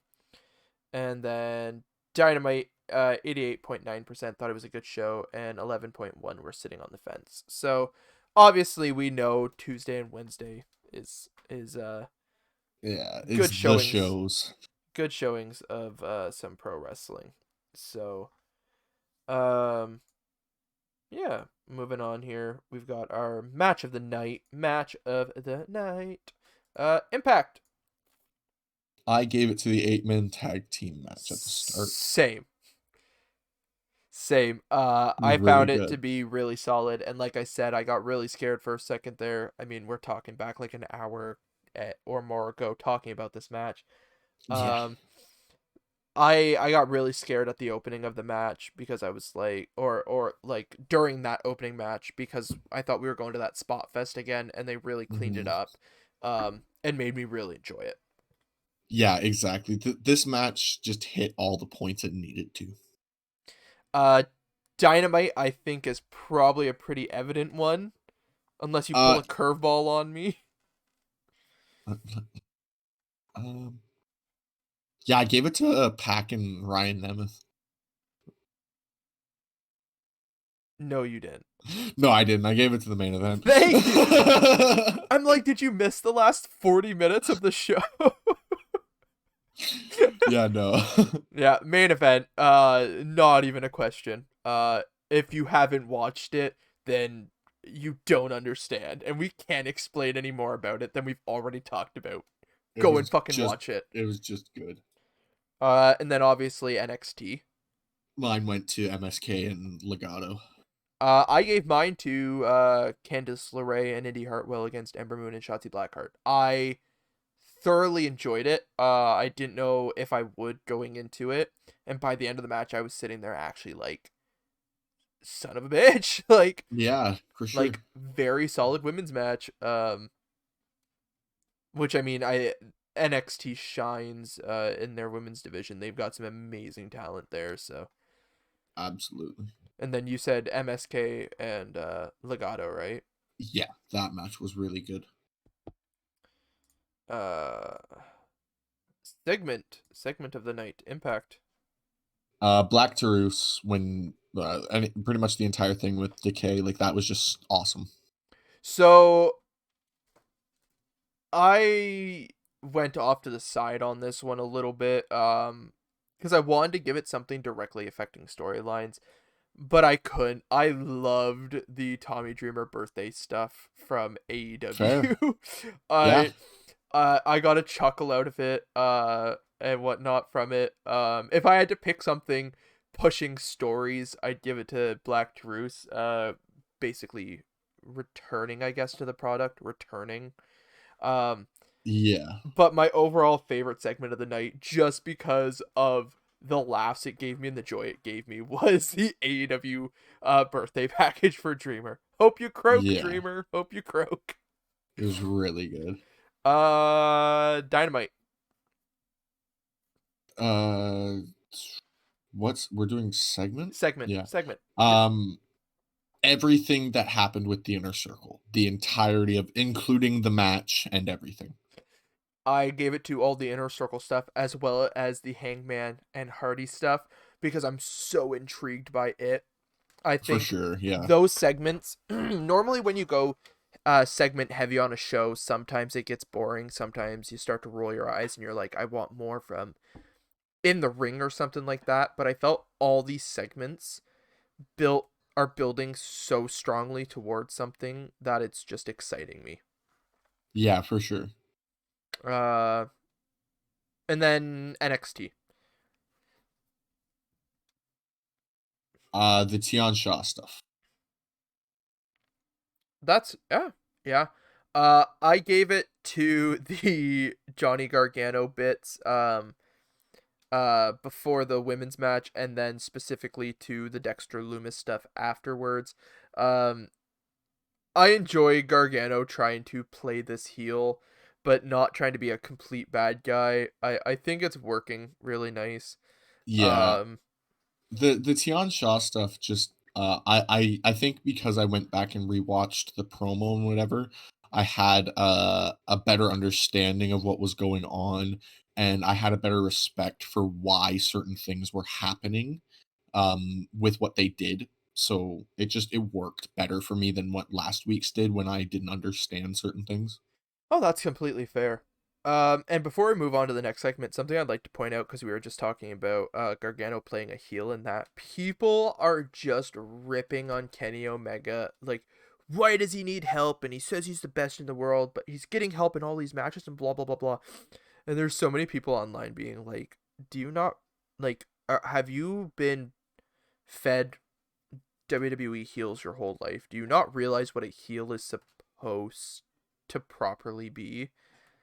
Like Yeah. this is what heels were. Heels were not originally I hate everybody and blah blah blah blah blah. The original heels were just they did anything it took to win. They were douchebags is what they were. And that's exactly what Kenny is doing. As well as they did a thing on the post show last night. They did an interview with Callis, Kenny, and the Good Brothers.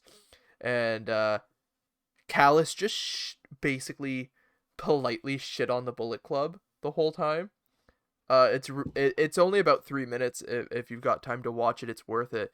He just kind of shits on the Bullet Club, and he's like, guys, just like go buy their merch and help them get back into the top 50, okay? Like they need some money in that, and like I'm not familiar with their names, but like they're all brothers. It's okay. Yeah. Uh, but yeah, moving on here. Performer of the night. Starting with Impact Wrestling. So I gave it to Tommy Dreamer for his promo, but I also give it to Black Taurus for his just absolute dominance. I gave it to Tommy Dreamer for the second week in a row as well. For his promo. I literally put Tommy fucking Dreamer from his for his promo. Um, he just he somehow I knew exactly what the promo was gonna be, but Yeah.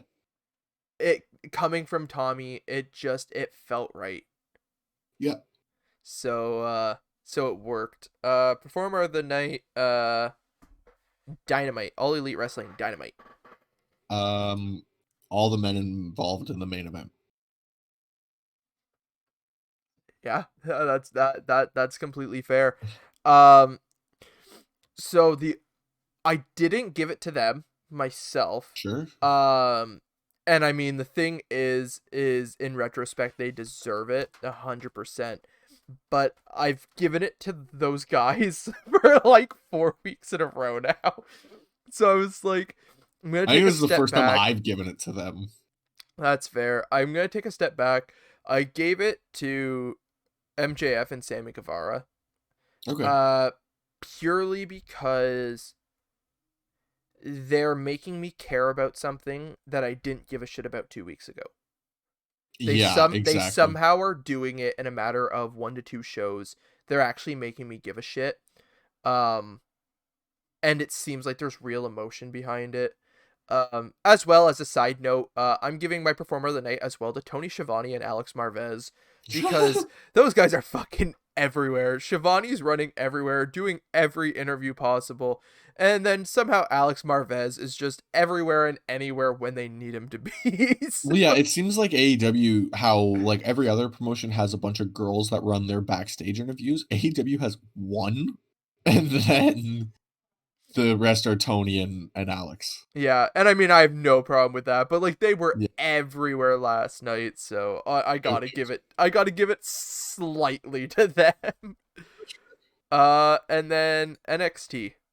I gave it to MSK and the Grizzled Young Veterans because both of them just had an absolute great match, and the finals is going to be insane.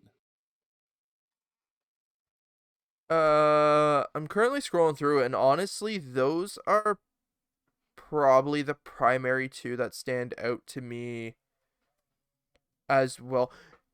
I'll be honest, I'll give it to the three semifinal matches, the winners of them, just Okay. for the showings, to include the women in there. Um, it was too bad that we didn't get the other semifinals for the women's tonight that it happened last week. I would have liked it all to be in one night. Yeah, that would have been Um, nice. There but just wasn't time to fit all that in.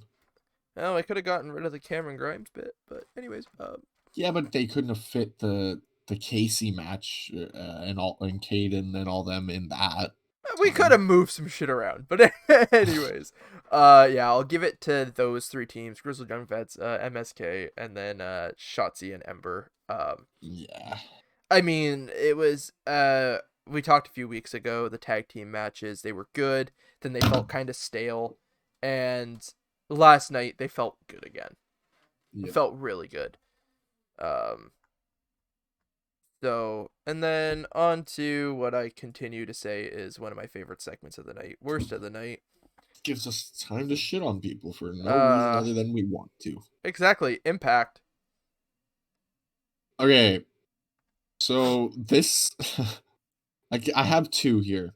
Yep, same. So I gave it to all of the Fire and Flava segments, anything that has to do with Fire and Flava.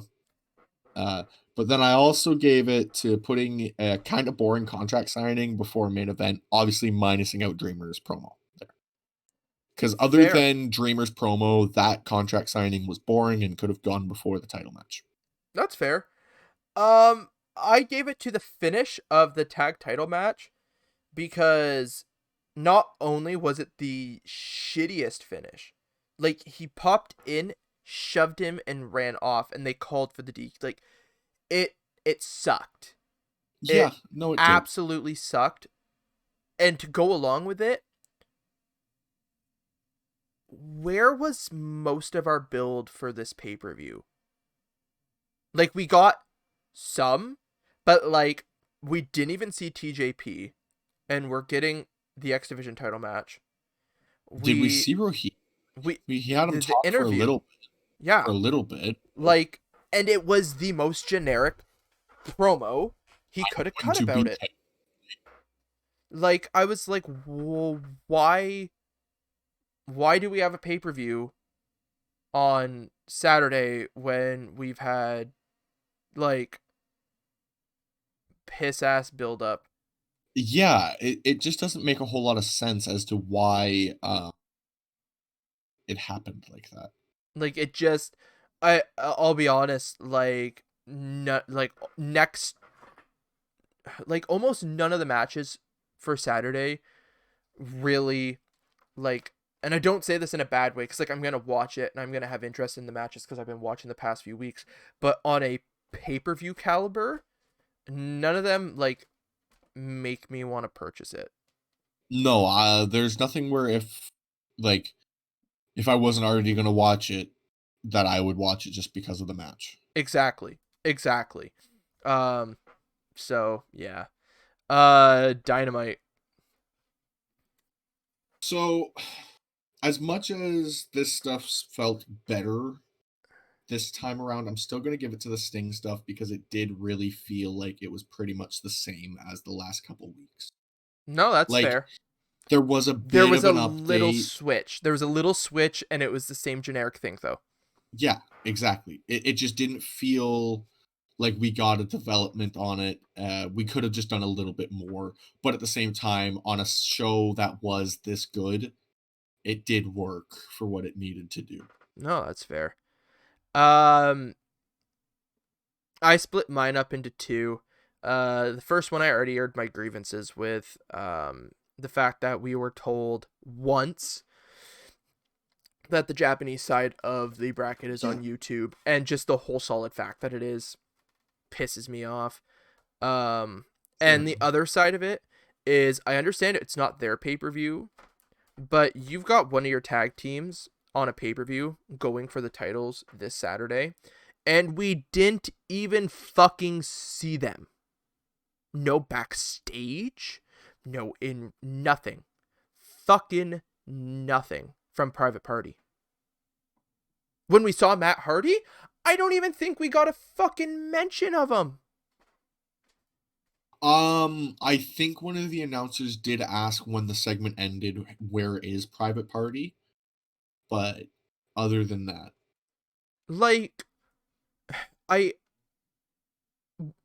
we literally had the Good Brothers close out the show, and there wasn't even a Private Party challenges for their titles to set. Like I said, I get it's not your pay-per-view, but you've got one of your tag teams going for the titles, and you guys literally did fucking nothing to make your fans give a shit.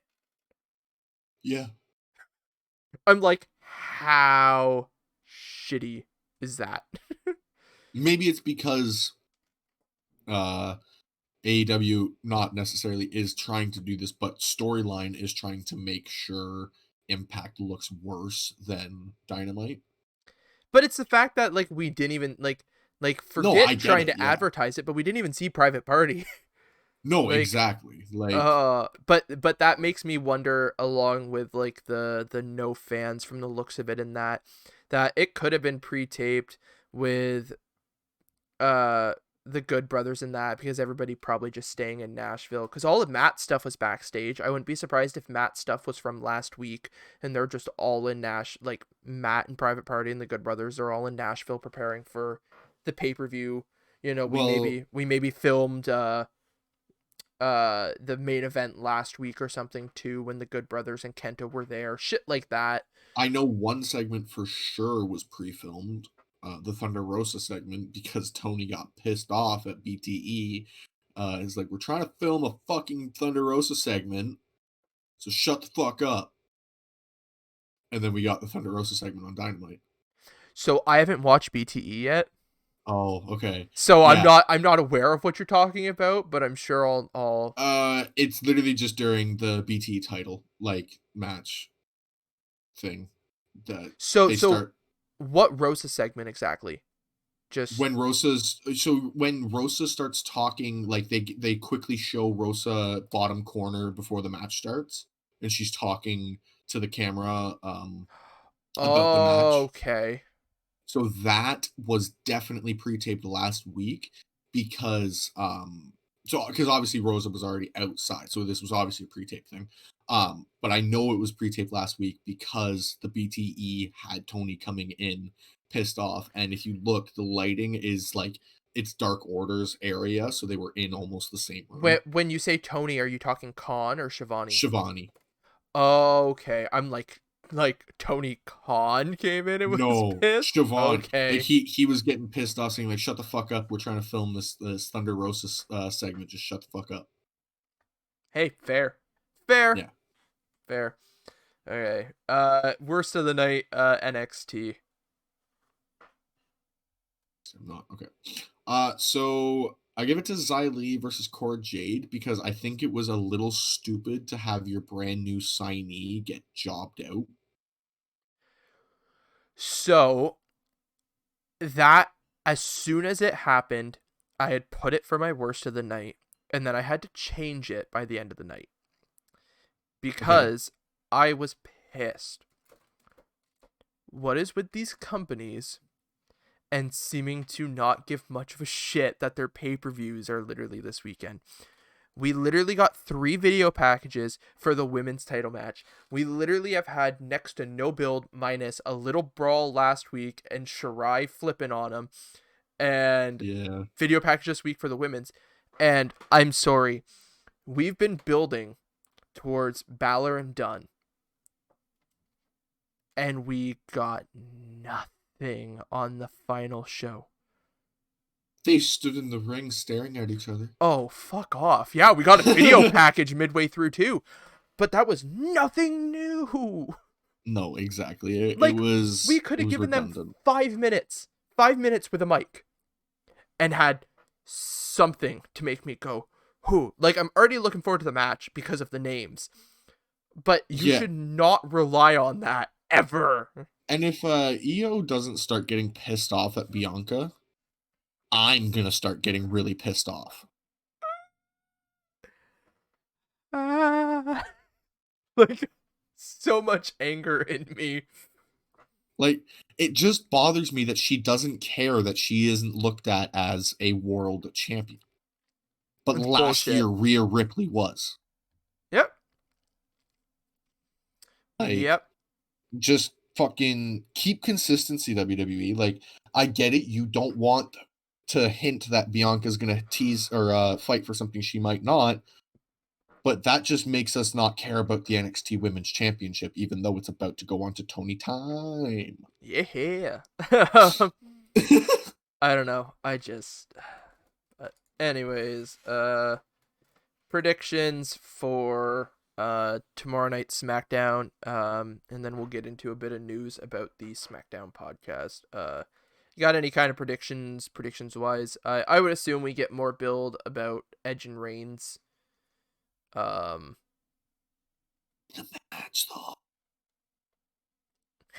though. We get Rollins returning. What's coming out of Oh that? yeah, we've been getting 4 promos a night for it. I'm amazed NXT didn't run promos for Seth Rollins returning on Friday. Do we go right back to Rollins and the Mysterios? Because that got cut short because of all kinds of shit. Do we Possibly, restart or that he just is program? immediately in against Roman to give Roman something to do at Chamber. So, fun fact, apparently I was reading, and obviously once again we talked about dirt sheets and whatnot. Um Vince wanted Rollins to come back as a face because he's a dad now, and they figured they could get him over as a face for it, and wanted him to win the Rumble. I'd have been okay with it. And then Vince wasn't at the Rumble, and the people putting it together, and like Hunter and that, they were like, no, no, he's staying heel, and we're putting the right person over. I mean, I wouldn't have minded it because it does sound like it would have been an okay story, but what we got is perfect. Well, that's just it. What we got worked completely. If Rollins came back and won, like, It might not have, and that's just it. So what we got worked perfectly, but I can see why Vince would want that. Because but what new face do they currently have to be the next face champion besides Drew?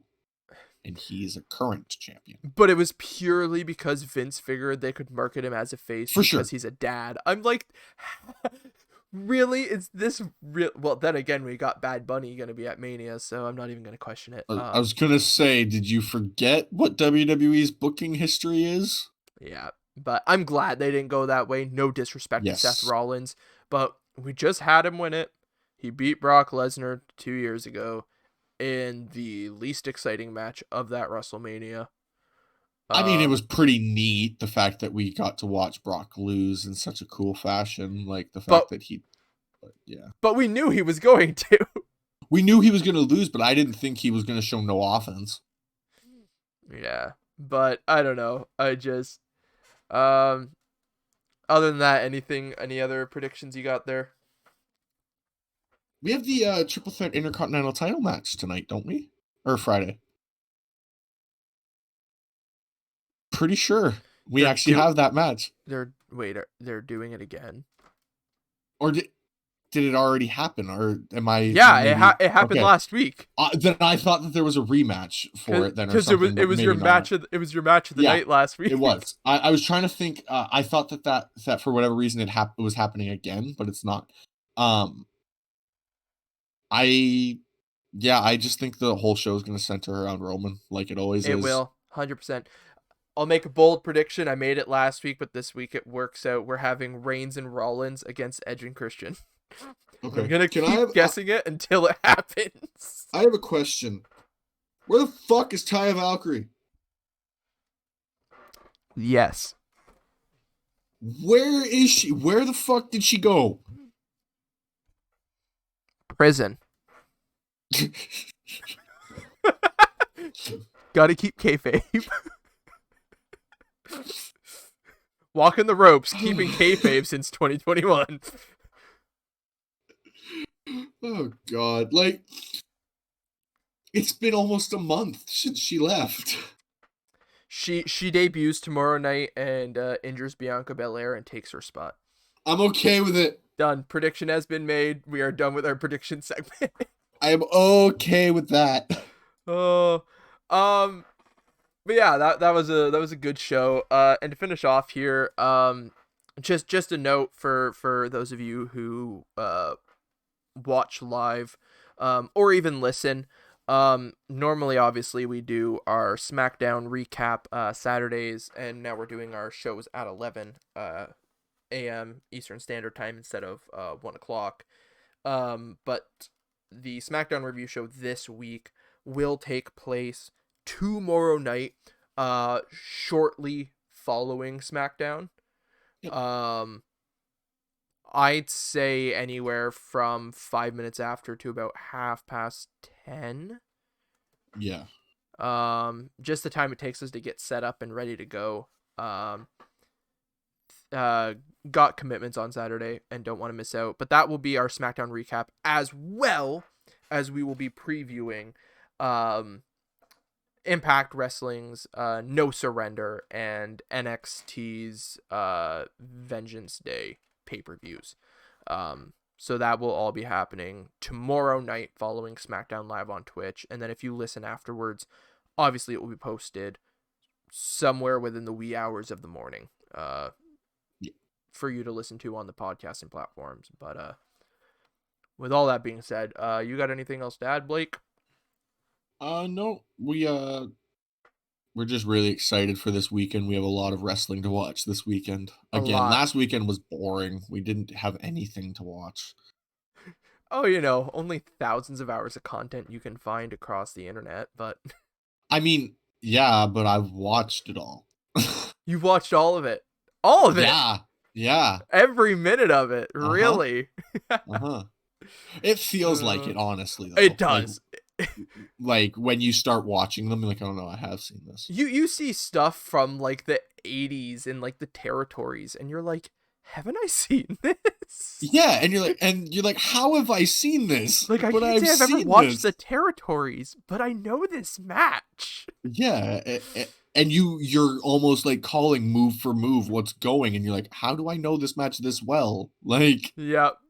Oh yeah, yeah, I it's just get you. weird. Like wrestling, you can remember things somehow, and you just don't remember you watched it. Yep.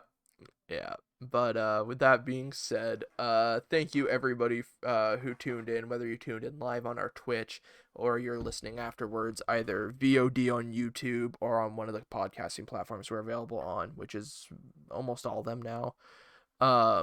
If you want to check out more from us, give our link tree a look. You can follow our social media, vote in the polls, and all that fun stuff. As well as if you wish to support us, like we said, you do not have to, but if you want to, you can do so through Buy Me a Coffee or our Redbubble page, um, which we should have more merch coming within the next few weeks.